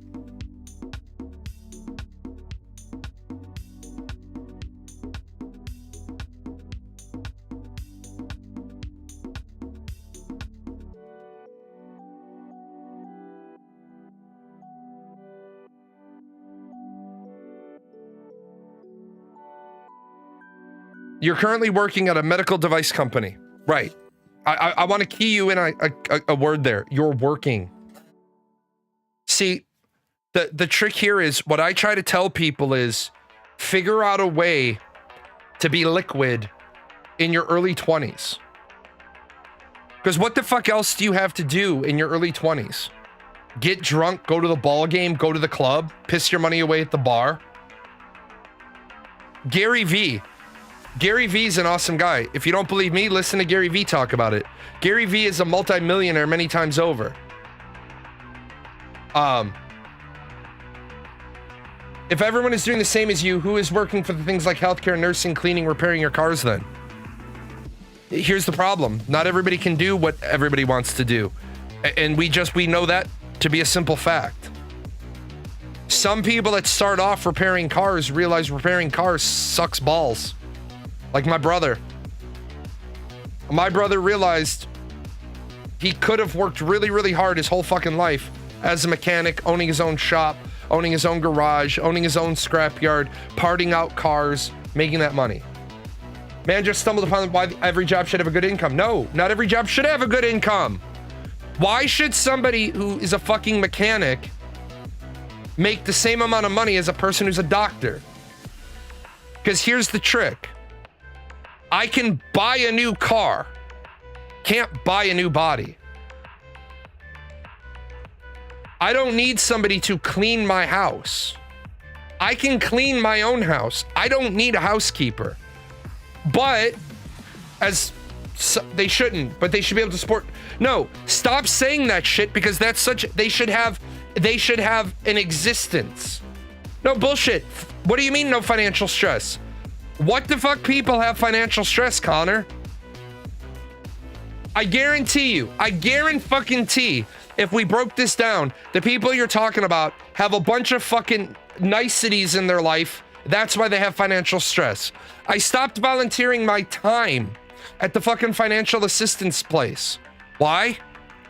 Go into the financial assistance place.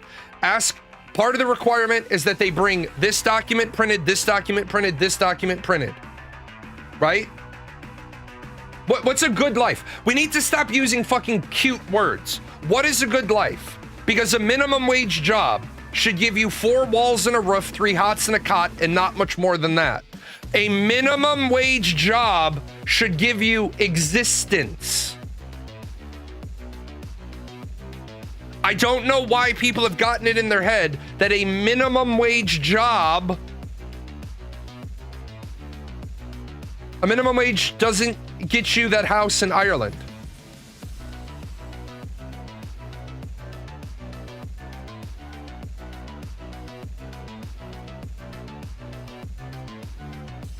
And I didn't say you get a house. I said you get 4 walls and a roof. You get 3 hots and a cot. Where did I say you get to be a homeowner at minimum wage? Where did I say that?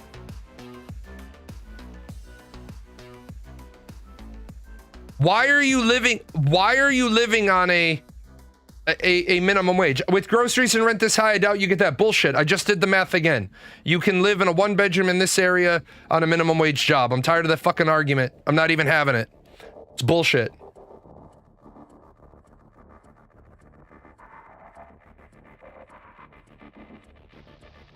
Minimum wage in Ireland is $21.60 a month. Yes. And what?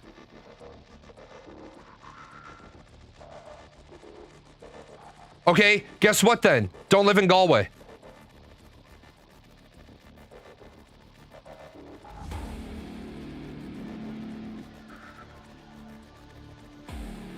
Now, you are correct. You are correct that the average rent in Ireland is $19.56 a month. But the problem is,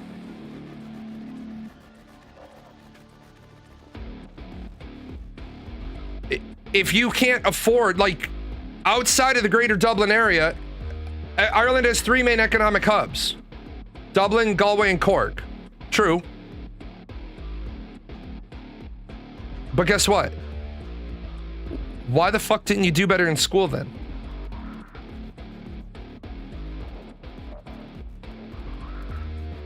Yeah, sounds like roommates need to be found. Everyone is seeing a good life the same. It's an individual thing, but they should be able to afford a housing, a healthy food, be able to also can afford free time activities. No. That's where you're fucking wrong. Let me stop you there. This is where you are absolutely incorrect. There is no free time activities in entertainment if you're working a minimum wage job. That's what you have a public library for. If you're poor, you use that free time to make more money and fix all the fucking flaws in your life and stop being fucking poor. And I say this as a person who was fucking poor. It's not a basic philosophical difference. It's you're wanting, well, where the fuck do you want? Do McDonald's workers deserve an annual holiday? Yes and no. Yes, they deserve an annual week off of work. No, they don't deserve to go anywhere. They deserve time off, away from work. Holiday is a privilege, not a right. Holiday is big boy shit. Holiday is, I look at my wife and I say, you know what?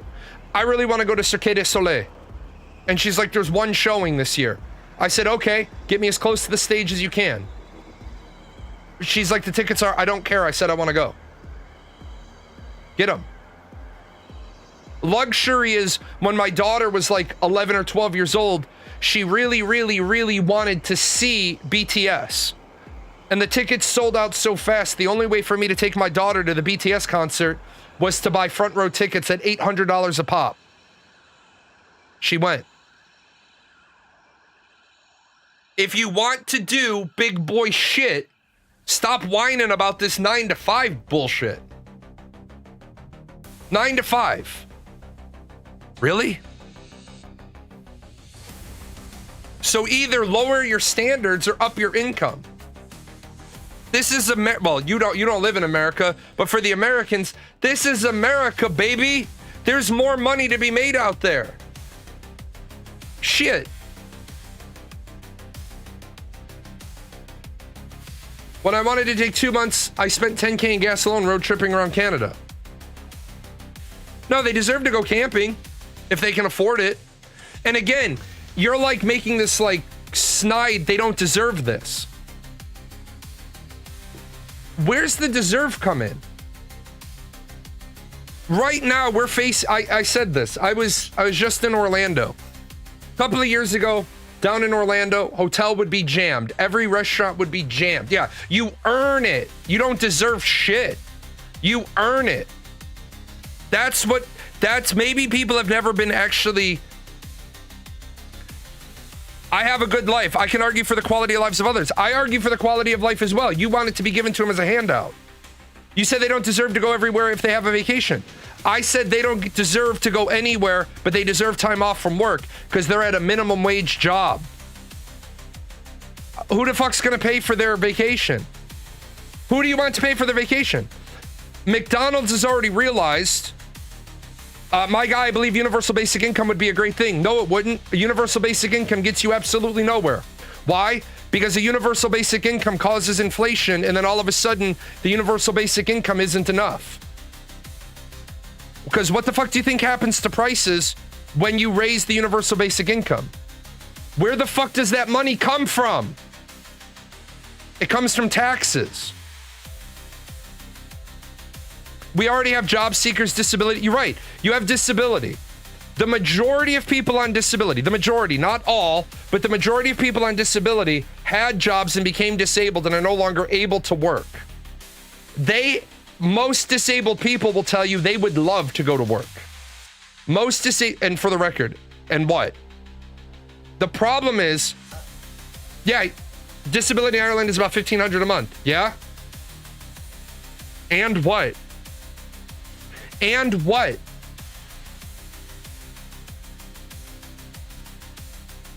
I'm pretty certain you've already solved that problem because you're about to say $1,500 a month, but people on disability get public housing. So, again, we're not talking about a disabled person not being able to go on vacation. A disabled person is already facing struggles in their life called living, existing, surviving till the next day. Connor, I can't take anybody seriously who has literally jumped around, and you're jumping around sport to sport and you're swinging and missing the soccer ball, the baseball, the basketball. You haven't hit a single point. You're like, everyone should be up here. Okay, well then get the fuck up there. Get the fuck up the food chain ladder. And it ain't like I'm saying, it's not like I was born to a guy. It's not like I do not want to be where you are. Then, okay, but you do want to be where I'm at. Because you keep saying you want to live up here. Then lower the fucking, no, you've literally said that. That's the problem. You keep saying this good life shit. I live a good life. Here's a newsflash for you, man. I'm the mid-range. The life I live is the mid-range. I don't have stupid extravagant money. Okay? I have, I have 40 grand. That's not true. What part do you think is not true?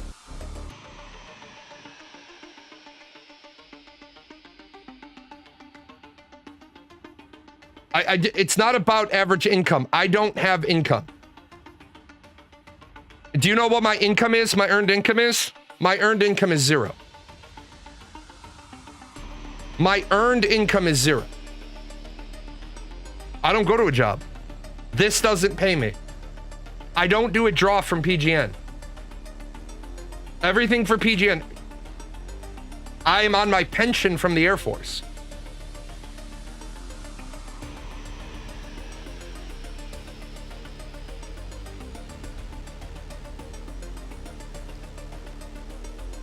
So what?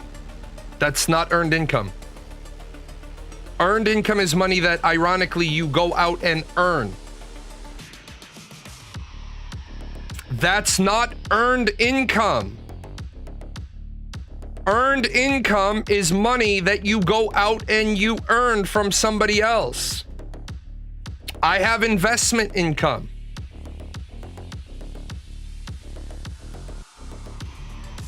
Yeah. That's the problem. People want to spend a fucking hour arguing with me when their economics understanding is like zero.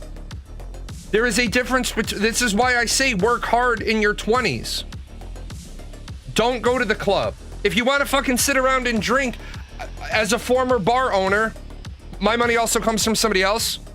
No, my money doesn't come from somebody else.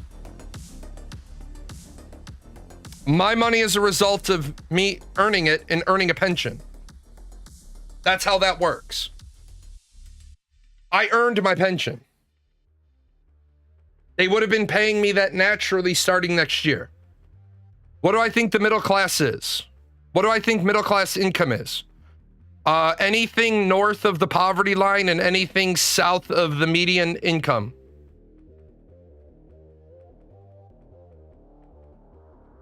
Income, middle class isn't determined by your income, though. You could make $200,000 a year and still be poor. Middle class is determined as a combination of income and assets. And depending on which study, yeah, you were in your 20s, you were in the military and delivered pizzas. Lots of people been there, done that. Generally speaking, middle class is north of 400,000. Okay, Connor, shut the fuck up. How much in assets? Income doesn't make, first of all, you can't have a range of 40 to 80 and say this is middle class, because one is double the other. Second of all, income doesn't determine your socioeconomic status. Your socioeconomic status is determined as a combination of your income and your assets. You could make $200,000 a year and still be poor if you spend $200,000 a year and never build equity. Middle class, upper middle class, lower middle class, upper lower class, these are all determined by equity. These are not determined, this is determined by holdings. Yes, your income contributes to that. If you're making 40 grand, it gets really hard to shave 30% off of that. No, it's not investment income. It's like you fucking don't want to listen.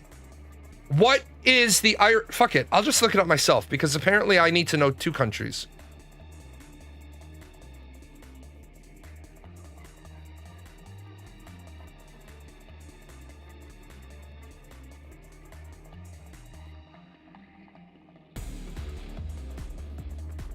Okay, Ireland.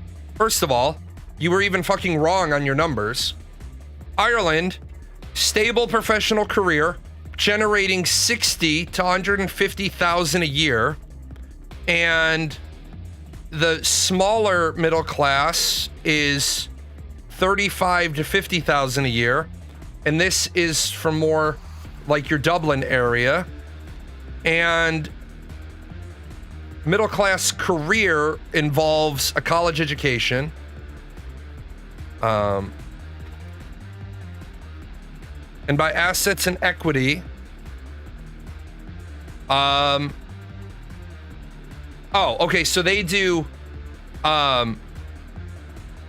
in Ireland, you have to have more than $2,400 in assets to be middle class. So they don't count it, but anybody above 1.024 in assets is considered above the middle class.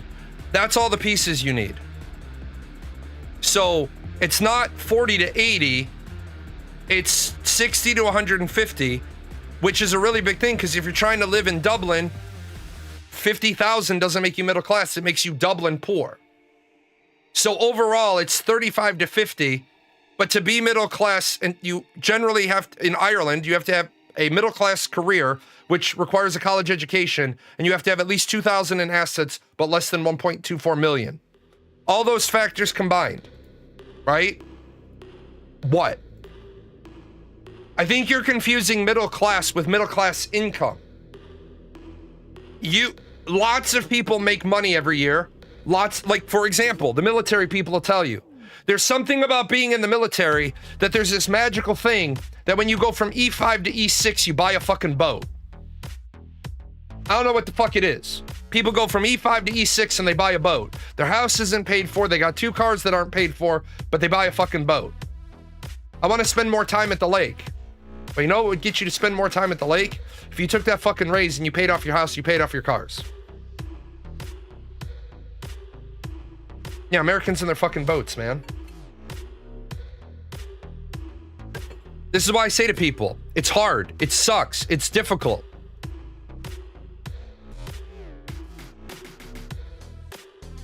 $50% of your income goes to your needs. 20% goes to your wants. 30% goes into savings. And if you don't have enough money to stretch, that's where the fucking cuts come from. You cut out of your wants. you also have to recognize when you're trying to slide a want into a need.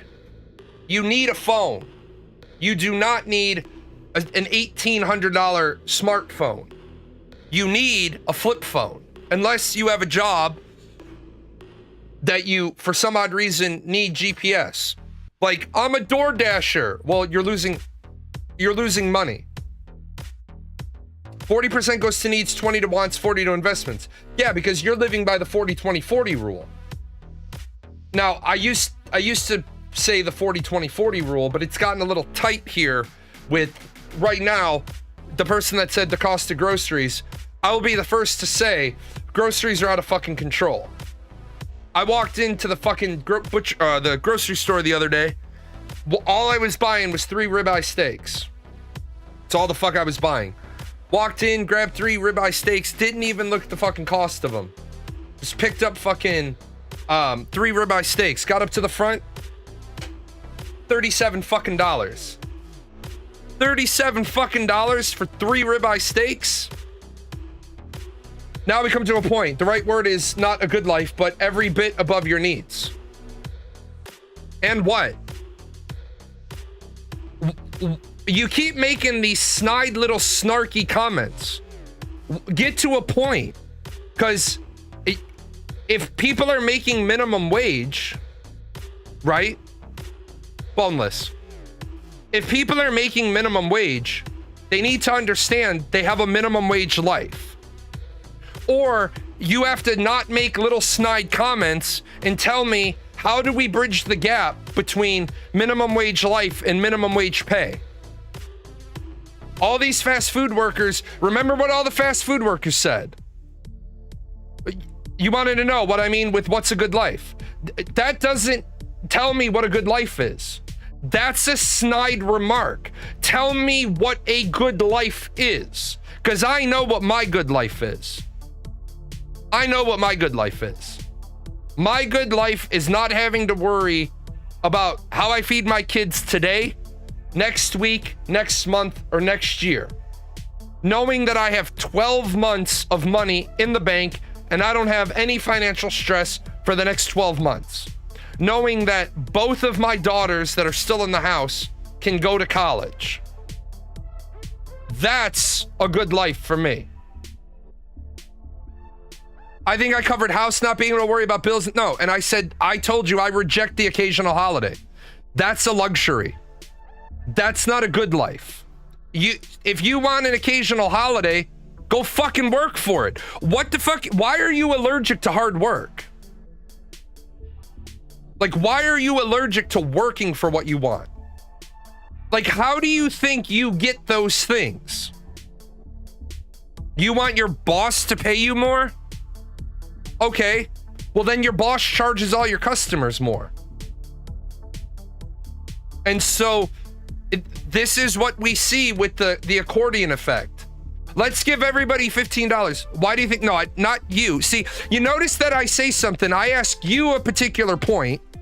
You won't answer me. You just come back. I asked you specifically what a good life is. Connor came back with a good life and he's still fixated on this holiday thing.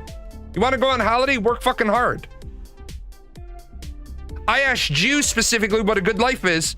I think you're allergic to actually being put on the spot. You want this like nebulous like answer of I want a good life. Define it. If you want something, define it. It's an example of how even McDonald's workers should be able to afford luxuries. No, they don't. No, you didn't answer. You might have answered way back. I wasn't paying attention to you at the time. Minimum wage should cover some luxuries. No, the fuck it shouldn't. Where the fuck do you get to that idea? It's called minimum wage. Where the fuck do you think minimum wage covers luxuries? What the fuck? Then they're not luxuries. Exactly. As I showed you. If you have these things, that's what your minimum wage. No, there's not equality to luxuries. This is how I'm getting Cadbury. No, you got a chocolate bar. It doesn't matter which fucking one you got. That's a luxury. Did you need it for survival? No, it's a luxury. Now, see, now, ladies and gentlemen, as I always say, Connor has gotten us to the point where all broke ass poor people get to. I can't live the life I want because instead of me paying my bills, I want to be able to afford sweeties and niceties.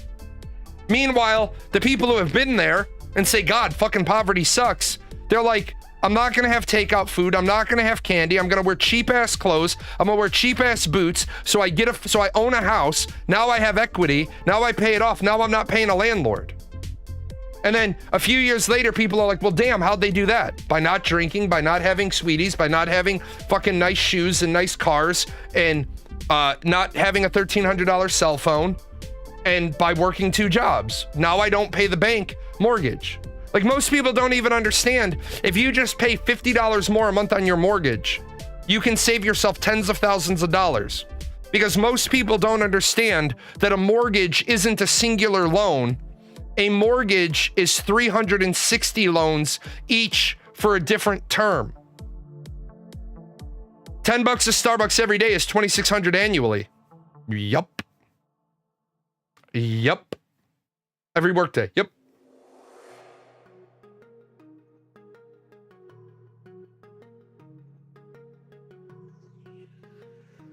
Hard work is the wrong term. No, hard work isn't the wrong term. No, smart work, yes. But you seem to think that a McDonald's... No, it's not luck. I hate the word luck. Once in a blue moon, luck pays off. What looks like luck to most people is the result of the hard work you didn't see. How was I able to make $64,000 in a single day? Oh, that was just lucky.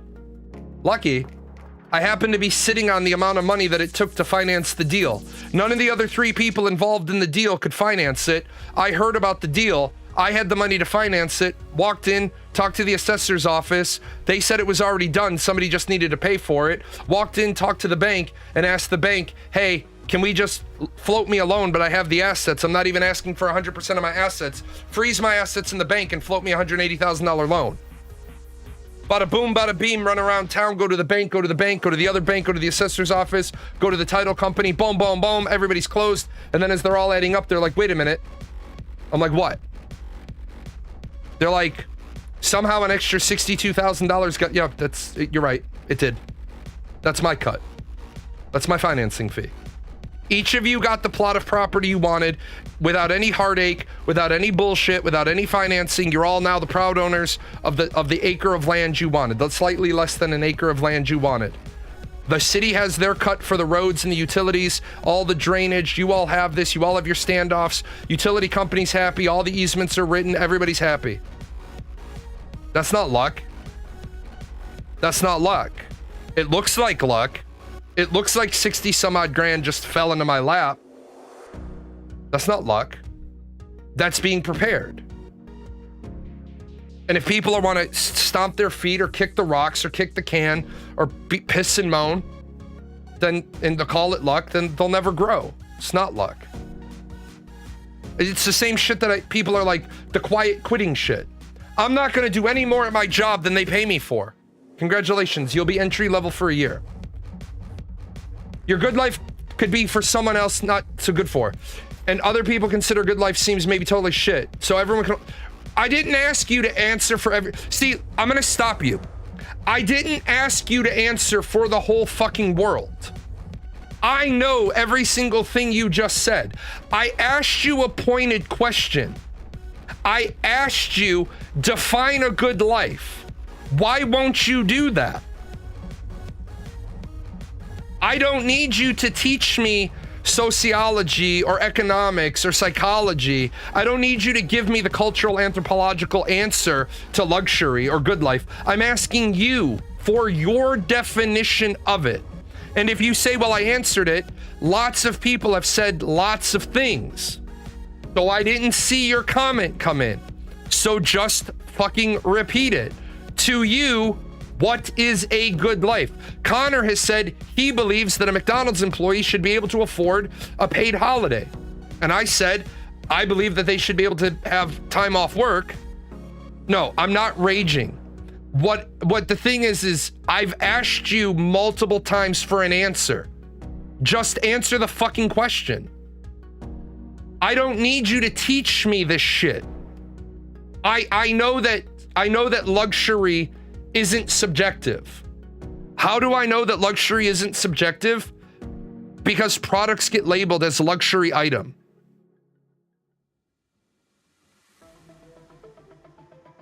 So which is it, Connor? Are you guys living in such... That's the struggle of the Irish housing market. So which one do you think is more important? A holiday or a house? Because the thing is if you have extra money, you can take a fucking holiday. But if you don't have a house and you're renting, you shouldn't be taking a holiday anyway. If you're renting, every scrap of money you have should be going to the down payment on buying your own house. That's not a cop-out argument. It's not a cop-out argument because I walked that walk. I have a house, cats, a garden, a good job, freedom to visit friends all over Europe whenever I want. And of course, not to care for the prices of good food. There you go. That's a good life for you. Now, that sounds like a good life. You have a good job. You didn't say you have a minimum wage job. I'm going to venture the guess, because you have a house, cats, a garden, the freedom to visit friends all over Europe whenever you want, and not to care for the prices of food, I'm going to venture a guess you don't have a minimum wage job. You have a good computer. You have luxuries. Now that we got to that, did you do all that on a minimum wage job? I'm going to guess the answer is no. And if the answer is no, then why did you work hard? Because you wanted those things. Of course not. There you go. See, you and I are on the same fucking page. You wanted a house, a garden, a cat, the ability to travel, the ability not to care about food. You wanted a nice computer. So you did what you had to do to live the life you want. Bam. You are correct. There are some other people that would say, I don't need a garden, I don't like cats, I don't have friends, I don't want to travel. Right? So they could afford to have a lesser job because they have lesser wants. But you can't keep being like Connor and saying a McDonald's worker should be able to go on paid holiday. You don't have a degree. Good. The problem is, I can't live in a fucking reality where people want to do basic shit and have not basic stuff. Hey man, I would like to buy that $50,000 car, but I only make $31,000 a year. Why the fuck are people that only make $31,000 a year trying to buy a $50,000 car? But a couple of years ago in America, the car dealership would have rejected them outright. Now that's discrimination. So now we have people making $31,000 a year buying a $50,000 car. I ain't gonna defend financial stupidity like buying Benjamins. You already have, because you said holiday. There you go. That's the third time now your own statements have won my argument. Going on a paid holiday, no, it shouldn't allow for more means. Because you literally just said it in the line above you. Buying beyond your means. If you do not have a mortgage on a place that you own, you should not be taking holidays because you ain't earned no holiday yet. I'll put it in different terms. Maybe you can get it this way. Minimum wage doesn't need to provide more. People on minimum wage need to expect less. And I guarantee you, your way of fixing it, minimum wage providing more, or my way of fixing it, changing people to expect less, my way fixes the problem a whole hell of a lot faster. Because then people get off their lazy asses, they get more skills. Tax the 0.01%. Tax them on what, motherfucker? No, it doesn't fix any of the problems. It doesn't fix any of the fucking problems. No. Well, what wealth tax? Do you think Elon Musk has $500 billion sitting in a bank account that you can tax, you deluded, ignorant motherfucker?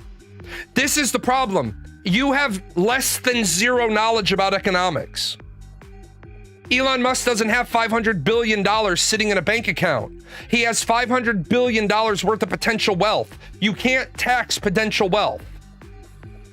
Because then what happens when he goes from 500 billion to 400 billion? Then he goes back to the government and he says, put all that fucking money back in my hand, bitches, because here's my loss statement. If you knew shit about shit, you'd understand 99% of the wealth in the world is imaginary monopoly money. It exists because we're on fiat currency, not on hard currency. You take everybody's wealth and you divide it by 10, and that's what the world should be at. I shouldn't have the amount of money I have. I should have 90% less. Because I'm able to manipulate digital money and make a profit. I'll give you an example, okay? I'll give you an example on why this shit's broken. And this is the piece we need to fix. So back before interest rates were upside down the way they are, because right now it's fucked, interest rates on a simple investment would give me 5% return. But I only paid 2.3% to borrow. Now, because I have an income every month and I get 60 days grace on the loan, I borrow $100,000 from the bank. I put that $100,000 right back in their bank at 5%. In 12 months, they're going to give me $105,000 back. Now, every month I owe them 1/12 of $102,300. But I have 60 days grace on the loan. So in the first 2 months, I hammer the shit out of how much I own on the loan. January and February, Christmas is over, don't have any bills, don't have any major shit, credit cards are all clear, living liquid. I take most of my pension and I throw it on. Now I have this number way under 100,000 when the interest starts. Now, this is the fucked up part. Even if I didn't do anything to play with the money, right? Where did the $2,700 come from? This is what the bank gives. This is what I owe the bank. Where did this extra $2,700 come from?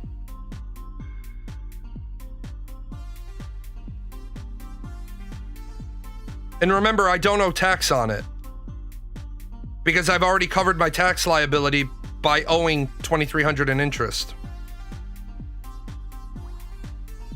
I only have a total liability for $400.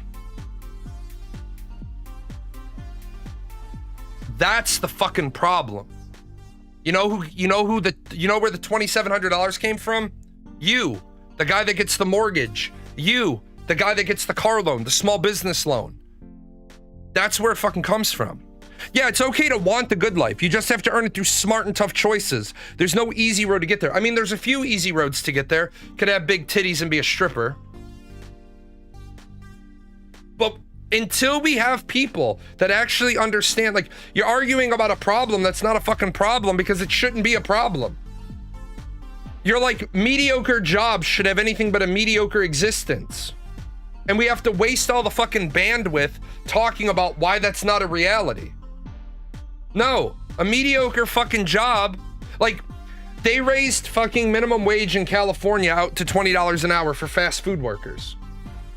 Well, who the fuck wants to be a lineman with the risk that they take for $22 an hour? Not the fucking linemen. So what do the linemen do? They go to their bosses and they say, hey, fast food workers make $20 an hour. I ain't gonna be out here in the fucking wind and the storm and the fucking fires and all this other shit, potentially dying for $2 more an hour than I could make at fucking McDonald's. So I want $28 or $29 or $30 an hour. And guess what they got? A big fucking raise. What does that do to your electric bill? Sends it through the roof. Why? Because now all the linemen just got a raise. Well, I don't understand why the linemen needed a raise. Well, because they're doing not basic shit. Why didn't California fix itself? Why is California in a worse state now than it was 10 months ago before they put this $20 an hour in? Why is it that everybody and their brother didn't move up to Washington when they first instituted a $15 an hour minimum wage? Why is it where I'm at in Southern Illinois, why is it that people don't want to work at fast food for $15 an hour? Illinois has more than double the federal minimum wage and people don't want to work. Connor, any insight? We pay people twice the minimum wage to work in fast food and they don't show up to work. They call in sick. They come in drunk. They come in hungover.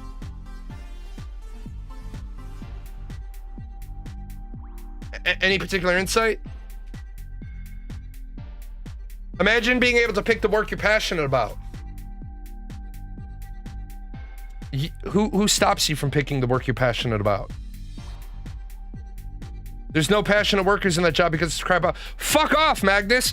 I was passionate as shit about being a fucking White Castle's employee.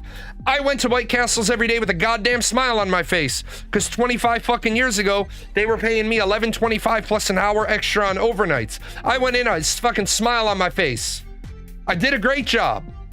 Did I ever plan on owning a White Castle's franchise? Fuck no. Why did I go in? I was smiling all the way to the bank. You want to pay me $12.25 an hour where minimum wage was about $6? I fucking loved my job. I loved my job. People all the time on afternoon shift would laugh. I'd be coming in. Ha, fat fryer needs to be cleaned. No problem. Fucking $1 million smile on my face. Fat boss. Afternoon shift says the fat fryer needs to be done. Does the fat fryer need to be done? Yes, it does. It started cooling off. Okay, no problem. I'm just gonna go ahead and take care of the trash. I'll empty the trash. I'll collect the trays. I'm just waiting for that to cool down. Leave me the fuck alone. Look, man, I was there for a reason. I was there for a reason. I was there to pay college tuition and buy fucking college books. Yeah, you're right, Connor. Profit has to go up, especially in America, because that's the direction of the shareholders. See, when people say the companies charge more, the companies don't charge more because the company wants to charge more. The company charges more because the company is held by shareholders. And the shareholders say there is more money to be made. Guess what? You don't need fucking McDonald's. Look at what happened with McDonald's prices in America. Why'd the prices come down? People stopped going there. Let me ask you, honest to fucking God, if I own a business, and this is what people who've never owned a business don't get. So people like Bernie Sanders, old man Sanders, never sweat a payroll. I serve a beer, right? I can serve the beer for $2.50 and make a profit. At $2.50, I'm making a profit. Africans from countries with no running water and effective roads are now better educated than the average American. You are correct. Or if I can sell the same beer for $5. Government oversight? Fuck government oversight. I don't want to live in socialism. I don't want to live in communism. I don't want government oversight. Show me a fucking country running with a government oversight that's running better than a capitalistic country. China. Their kids make soccer balls with their teeth. Next country, please. Connor, if I own the pub, which I did, and I have to charge $2.50 and I make a profit I can exist on, or I can charge all the way up to $5, why would I not charge $5? You charge what the market will bear. Period. This guy said Africans from countries with no running water are now better educated than the average American. People from Africa with no running water are educated better than the average Westerner.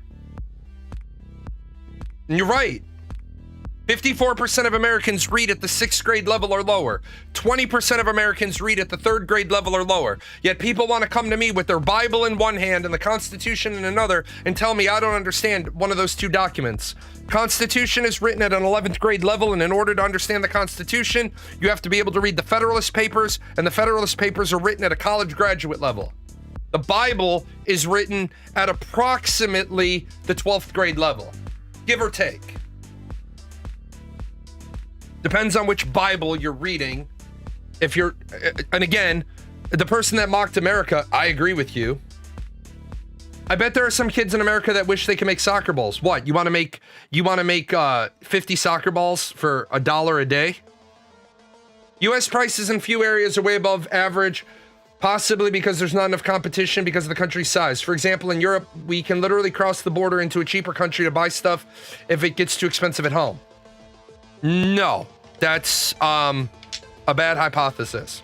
The hypothesis of why U.S. prices in some areas are higher than others is, for example, I'll give you the mall store versus the standalone versus online. Well, in the mall store, you have to pay $6,000 a month in rent plus 4% of all your transactions. In the standalone store, you have to pay $4,500 a month of rent and 0 in transactions. And online, you have 0 rent and 0 transactions. Which is better for the consumer when it comes to some products? Online. We do not have a fucking problem feeding kids right now. We do not have a problem. Here's why I know we don't have a fucking problem feeding kids. The country isn't supposed to be feeding fucking kids. We're not a socialist country. We're not a communist country. We are not supposed to be feeding kids. Parents are supposed to be feeding kids. Don't blame the country if the parents suck ass. Because you do not like the next answer to how we make sure all the kids get fed. You don't like the big brother answer for how we make sure all the kids get fed. We don't have a problem feeding kids. Parents have a problem feeding kids. Yeah, we make them make soccer balls. No. We take the kids away from the parents. We surgically sterilize both of that kid's parents so they can't produce any more kids. Then we raise the kid so that the kid gets a good education, opportunities, an education to understand what basic minimum wage jobs should pay for and what luxuries in a good life are.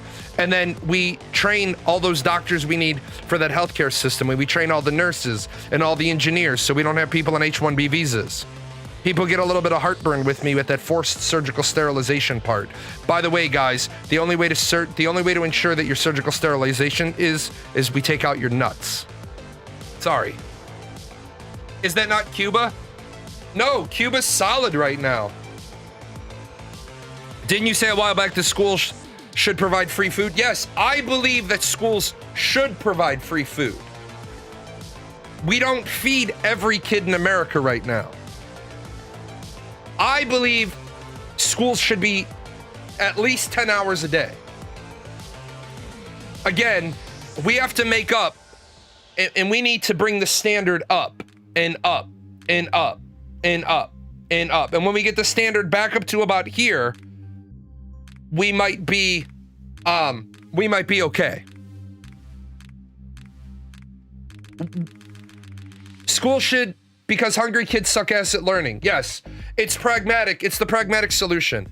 Hungry kid doesn't care about, kid went home on Friday, didn't get fed on Saturday, didn't get fed on Sunday, came to school on Monday. That little boy or that little girl doesn't care about math or reading or writing or ethics or values or philosophy or science or moles or atoms or neutrons. They care about what's for lunch. Hey, thanks for popping in. A hungry child cannot learn. That is also why military people back me up here. Military people, do you ever have an academic class before breakfast? No. What do you have before breakfast? PT. In the military, we never, ever, ever have academic class before the chow hall is open. Not everybody gets to the chow hall. Not everybody opts to go to the chow hall, but we never do academics before the chow hall's been open. Because hungry people don't learn.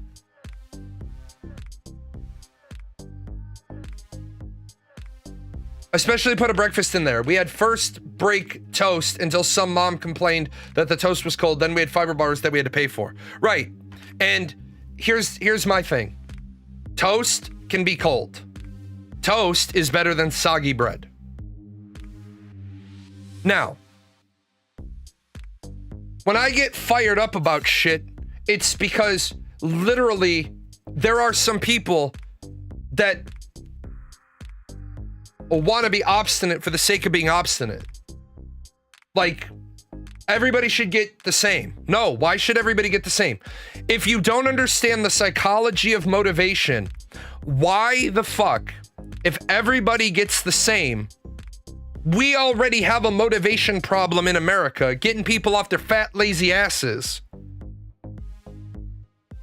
to survive. We now have documented people that are third generation welfare recipients. How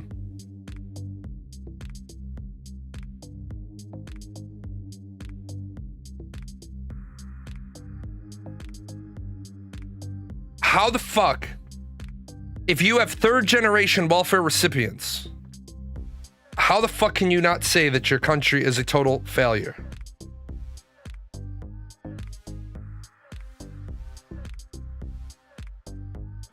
If you have third generation welfare recipients, your system has fucking failed.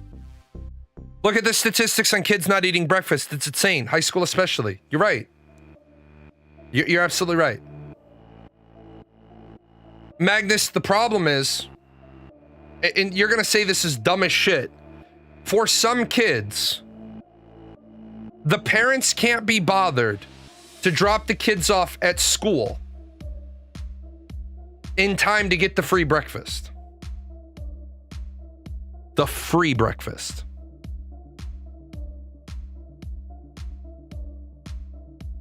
Now, I'm not a big breakfast person. I never have been. But I carried a can opener, a can punch on my keychain, and I would shotgun a can of Mountain Dew before first period.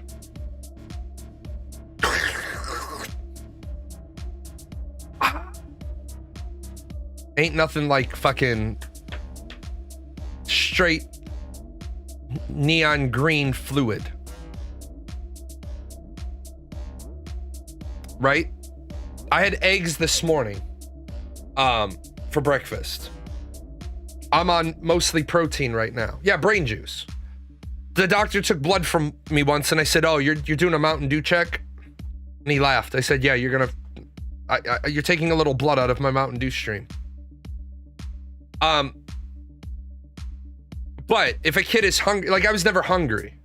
Like my body, like I've always been weird. Like my daughter has inherited my sleep pattern. Most parents, yeah, you're not supposed to shotgun antifreeze. Most parents fall into the make your kid go to bed. If it was up to me, yeah, Mountain Dew straight into my veins like God intended. My parents left me the fuck alone.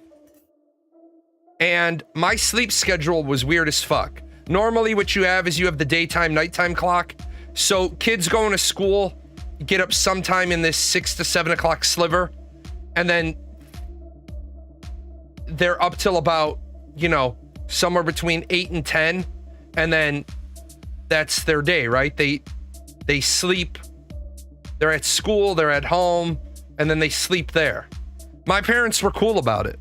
My parents left me the fuck alone after a certain amount of time. My parents let me. So here's midnight and here's noon.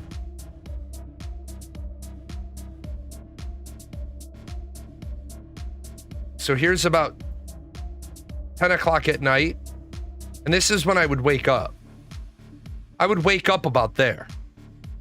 And I'd be home, depending on my activities. I'd be home somewhere between here and here, and I'd go to sleep. Right? I slept from about 3 o'clock in the afternoon till about 10 or 11 at night. I got home from school, I went right to bed. I went to school as the second part of my day. The second part of my waking hours, I went to school. I could not function if I had to get up at 6 or 7 o'clock in the morning and then go right to school. Later on in school, like when I was a kid, yeah, but later on in school, my parents would be like, it'd be like 3 in the morning and I'd still be up and I hadn't slept yet. My parents would be like, why haven't you gone to bed? I was like, I can't fucking sleep, man. Like, high school is stressful. High school is shit. Like, the whole lineup of high school is fucking terrible. Like, I got into college and my dad was like, oh, do it this way, do it this way. And I looked at this respectfully, dude, you ain't never been to college. How about you let me do it my way?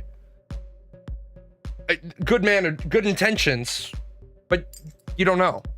Like, my dad would be like, by the middle of the semester, my dad would be, well, I don't see you doing any work. You're like, all my work's done. I was like, what do you mean? I was like, I already wrote my fucking papers. I only have 5 classes, Dad. I only have 5 papers to write. Remember in September and the beginning of October when you didn't see me and a weird smell was emanating from my office? Yeah, that was me, and they're writing. Do I think the early school hour that causes the breakfast problem? I think the early school hour is what causes all of the school problems. Because school has become synonymous with daycare. First of all, I think the school day needs to be 10 hours. Because how can mom or how can dad get a job? No shit. You can't drop the elementary school kids off until 8:15 in the morning. And you have to pick them up by 3:30. What sort of fucking job can mom get? If you have to be a double income family, and let's just be sexist and it's mom that's dropping the kids off, what the fuck kind of job can mom get? Mom has from 8:30, mom can maybe be at work at 9 and can only work till 3. Well, that doesn't work. And so then, does the school offer before care and after care? They offer after care because that's convenient. Do they offer before care? No, you got to take your kid to the daycare in town and then they charge you to bus your kid to the school. See, I don't mind if people want to be realistic and talk about the actual problems. I don't mind that. But when we get caught up on this bullshit, like, we just break it down, right? We just break military people, you'll agree with me, break it all the way down. You have to be fed. In the military, you have to be fed 3 times a day. You will always be fed 3 times a day unless you're outside the wire on mission. You'll always be fed 3 times a day. Sometimes they throw 3 fucking MREs at you at 5 o'clock in the morning and they say, there's your day's worth of food. Sometimes you go somewhere and they literally give you 15 MREs or a box of MREs for you and your bunkmate. And they're like, there's your food. There is a huge difference between MREs and a chow hall. There is a huge difference between a chow line, right? A chow line, a meal line, and a self-serve.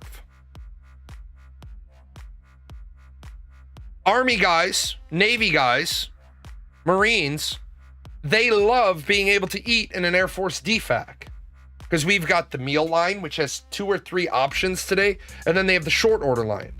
Yeah, chow line sounds like a soup kitchen.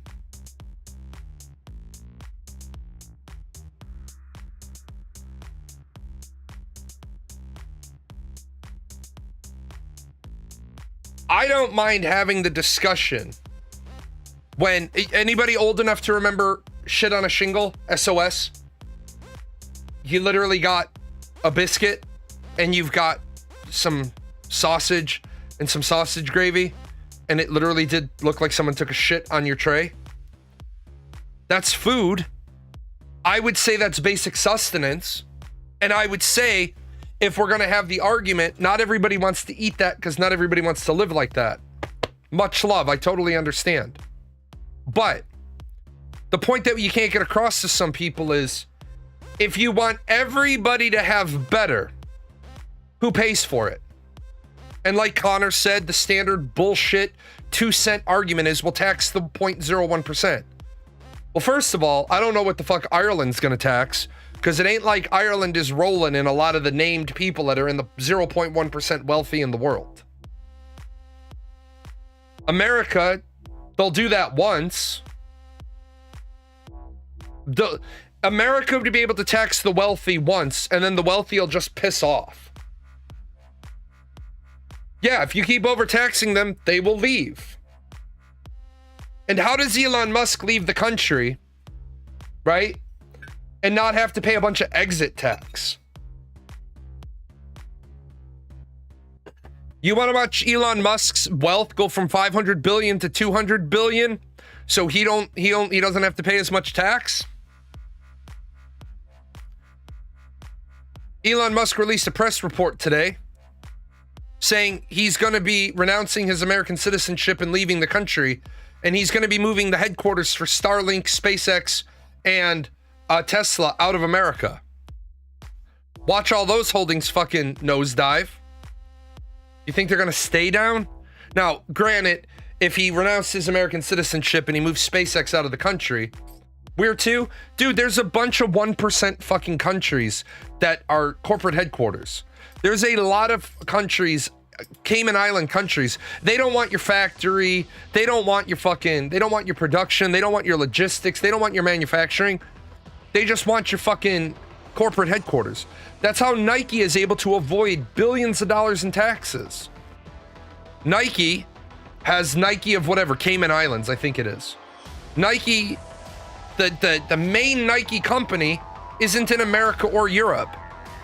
The main Nike company is on a fucking island.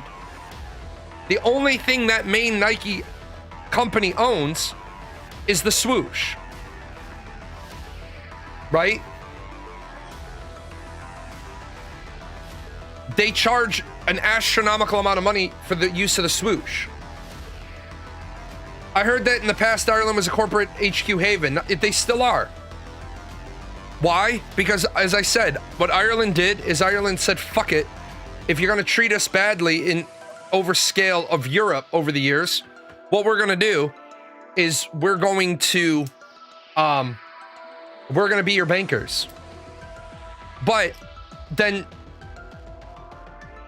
Connor's plan, when they leave, tax them even harder. Okay, Magnus, you say a lot of stupid shit. Tax them on what? They left. Tax them on what?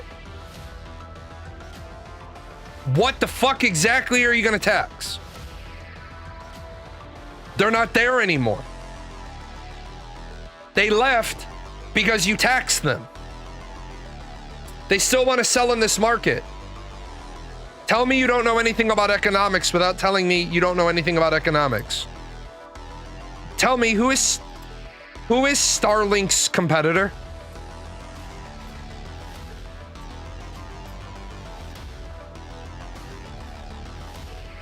Who provides the same service as Starlink?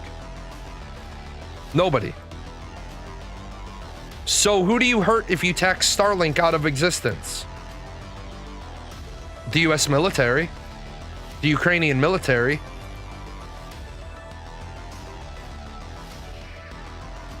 The problem is, you gotta stop saying tax, tax, tax, tax, tax.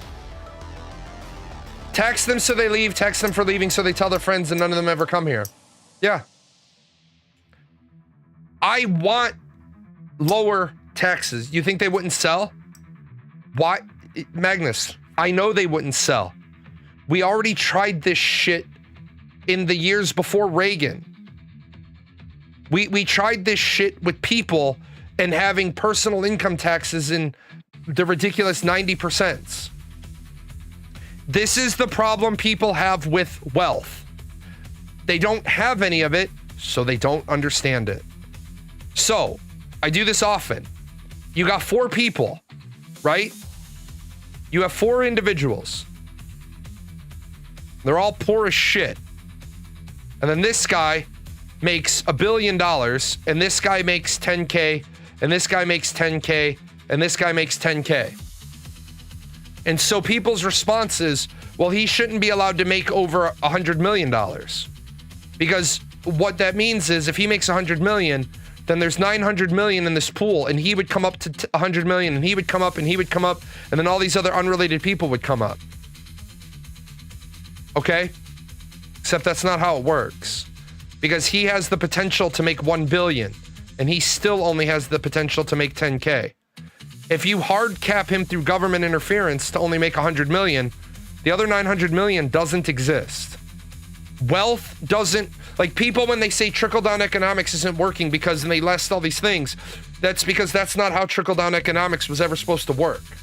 People thought the actual wealth was supposed to trickle down.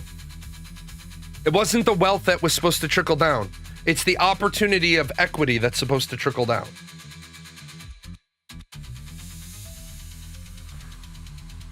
The world is a big place. A company can be successful without selling to the US, even if they prefer to do so. Right, and if you tax them, who pays the taxes? The United States put in a 10% tariff on bananas. Since January, Walmart has raised the prices of their bananas by 8%. You do understand, Walmart's making more money on bananas now thanks to the tariffs than they were in the past. Because you understand that when you raise the price by 8%, you're making more money. You didn't need to raise the price of bananas by 8% if the tariff was for 10%. Is there a profit margin cap on essentials? No, there's not a profit margin cap on anything. You pay what the market will bear, period. Yeah, your trade balance is getting better. This is why I say to people, that's why today's show is, we're never going to fix the problem because people stay ignorant. All right, so I import this item for $1 and I sell it for $2, and that's all the profit margin I need. But you put a 10% tariff on it. So now I import the item for $1.10, and I increase my price by 8%.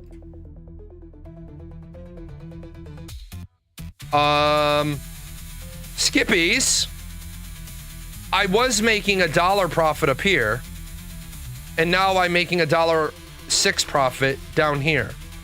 Thanks, tariffs. But the average American doesn't understand this. Because the average American doesn't understand simple shit like, first of all, if I have $1 and you tax me 10%, I go down to 90 cents. And then if you give me 10% back, I only go to 99 cents. Where the fuck's the other penny? Well, where is the penny? Shit's gone. Because of how percentages work. But the average American doesn't know it. Guy that popped in and said people in African countries are smarter than Americans. You're right. When you try to explain paradoxes to people, it's why I love paradoxes. It's why for years and years and years, my stream name was Paradox Gaming Network. It's why my company is Paradox Gaming. I love paradoxes. The game show Paradox is a favorite of mine. You literally watch the squirrel inside of people's brains die as they try to understand the game show Paradox. They literally. Why I always say if they increase the cost by 10 cents, they will increase the price you pay by 20 cents because they want more money if they spend more money. Yeah. If Elon left and an opening in the market popped up, wouldn't someone fill it even if it doesn't make as much money as Elon was making? How do they fill it? Why is Tesla synonymous with electric vehicle even though other companies have electric vehicles?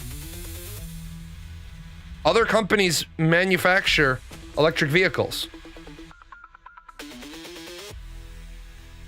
Who has the ability to put Starlink-like satellites into orbit? Nobody. Because if somebody had the ability to before Elon did it, they would have done it before Elon did it. Yeah, which companies can send shuttles into orbit? There's 2.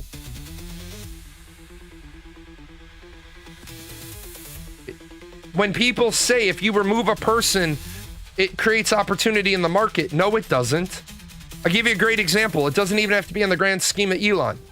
I told you I owned 3 bars, and I wanted to get out of the bar and restaurant business. I wanted to get out of all the businesses. One bar I sold to my head bartender and manager. She bought one, and she's killing it.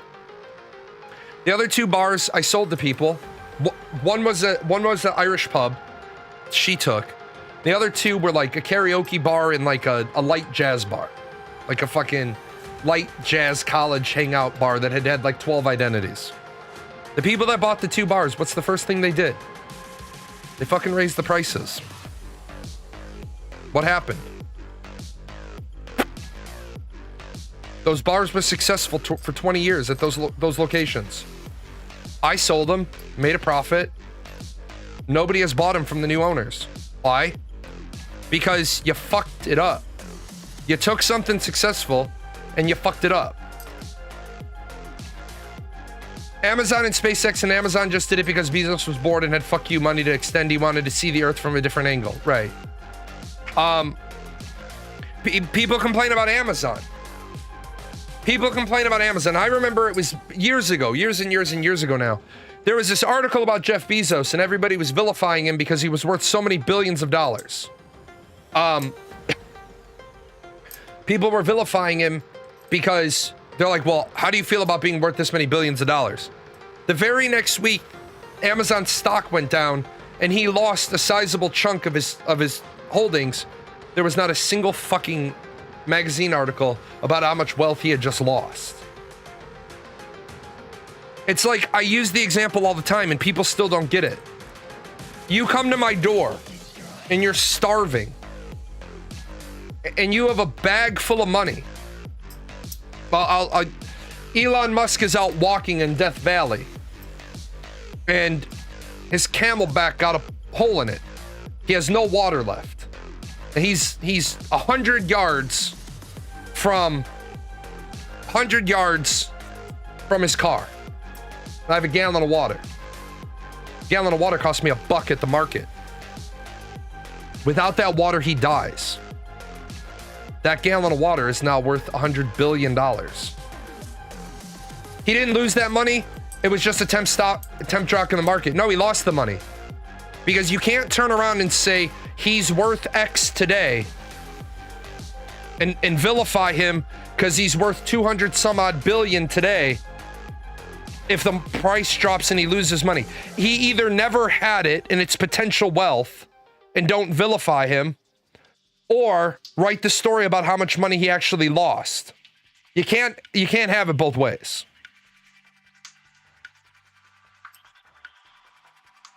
I'm surprised that Amazon stock is up today considering what happened. What happened? I didn't hear anything terrible with Amazon over the weekend.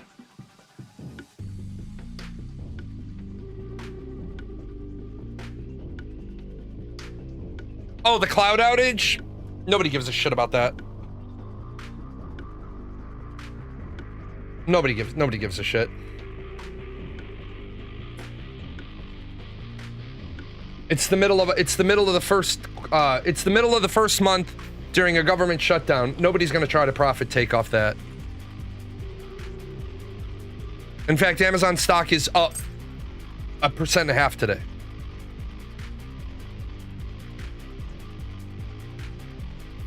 Yeah, you got to remember, it's the wrong. If that had happened,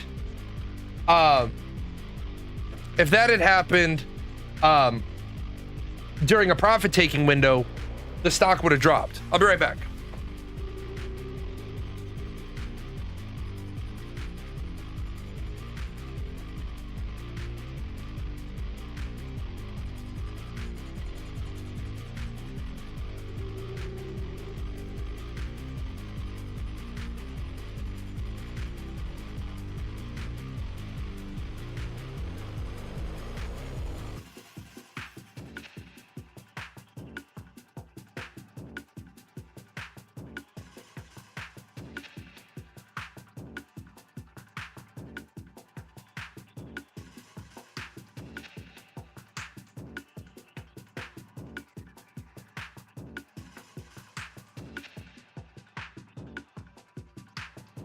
All right, so At the end of the day, I had a whole show planned today, but we went sideways hours ago.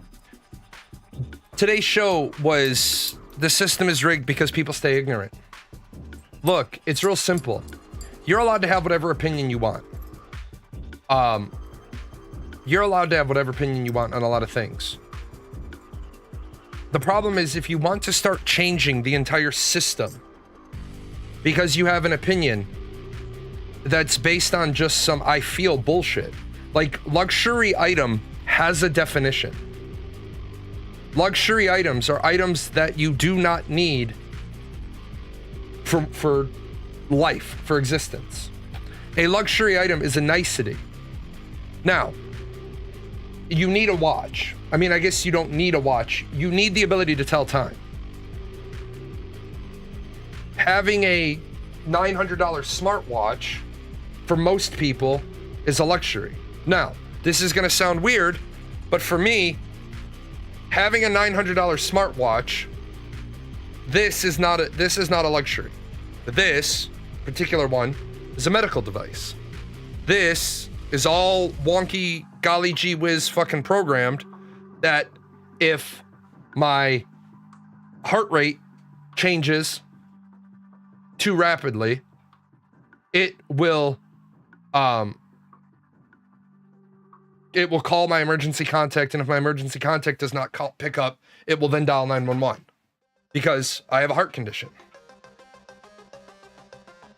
Medical devices are luxuries here. No, they're not. Medical devices are fucking necessities. I need the fucking thing. I need to track my heart rate. I need to check my pulse. It's not a fucking luxury. It's a device I need to live. Now, some medical devices are luxuries, expensive necessities. Right. Now, for example, a Dexcom is a medical luxury. Why? You don't need a Dexcom. You can prick your finger and use a blood sugar meter. So whatever the cost of your blood sugar meter supplies are, that part of it goes into necessity. Everything above that is luxury. So if you spend $300 you spend $100 a month on insulin testing supplies, but a Dexcom is $120. You don't get to take the $120 and put it under necessity. You take 100 of that and put it under necessity. You take 20 of that and put it under luxury. You don't need an iPhone 200 SS Ultra. You need a Jitterbug flip phone that calls and gets text messages. Now, some people need a smartphone. My daughter requires a smartphone. My daughter is legally deaf. She wears hearing aids. The only way for her to adjust her hearing aids is through the app.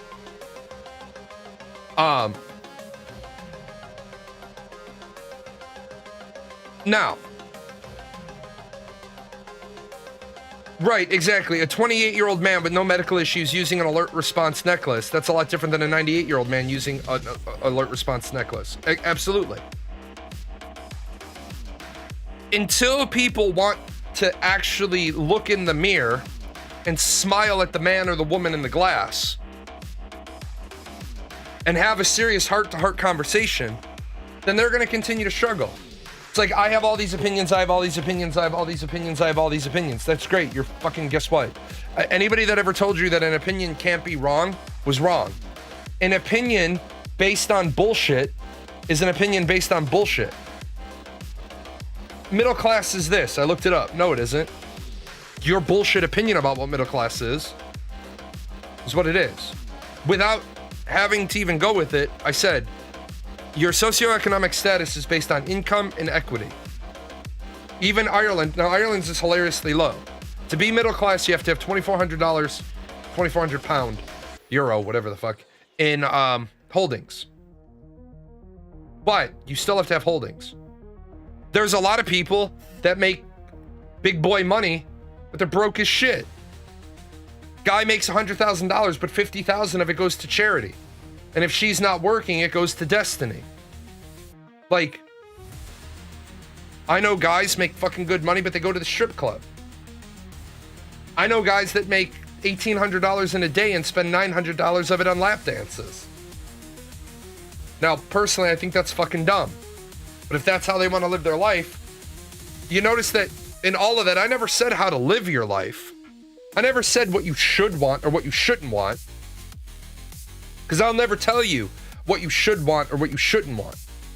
What I'll tell you is you shouldn't expect. If you work at McDonald's, your vacation is not going to work. Period. Your vacation is getting to sleep in. That's it. If you want a holiday, that's a luxury. People that go on, like I told you, there was a guy who took a $20,000 second mortgage on his house to take his family to Disney. Fucking stupid.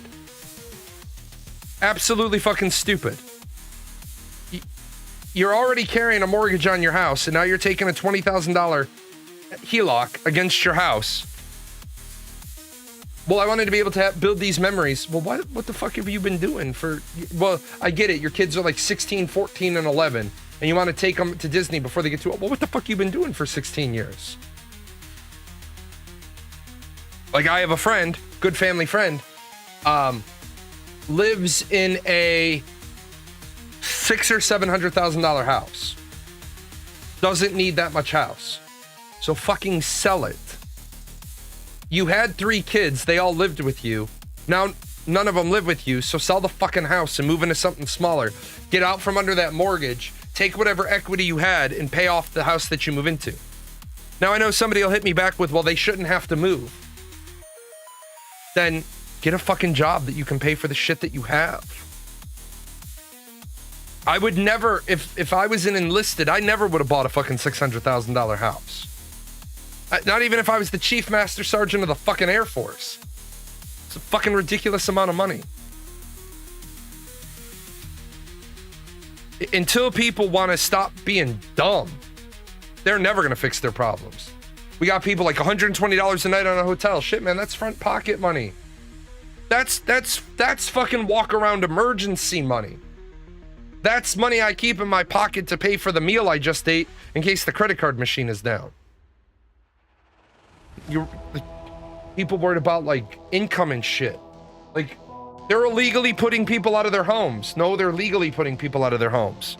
We don't have to call it illegal. Let's just say it's immoral as shit. Moving people out of their houses so you can charge them more rent, that's immoral as fuck behavior. It's immoral. It's not illegal. I'm gonna get out of here. Added an extra stream on tomorrow. I'm going to cover Vampire the Masquerade Bloodlines 2. Whatever time it goes live, I'll start shortly after that. And then Wednesday I'm here, Thursday I'm here, Friday I'm not. I'm taking my wife to her surgery. See you guys tomorrow. I wonder if the organic meat sack that runs this channel knows a lot of these sponsors don't sponsor us anymore. They were longtime sponsors. The credits are fine. Do we get paid? Is any of this sponsorship money for Gail, Daisy, the K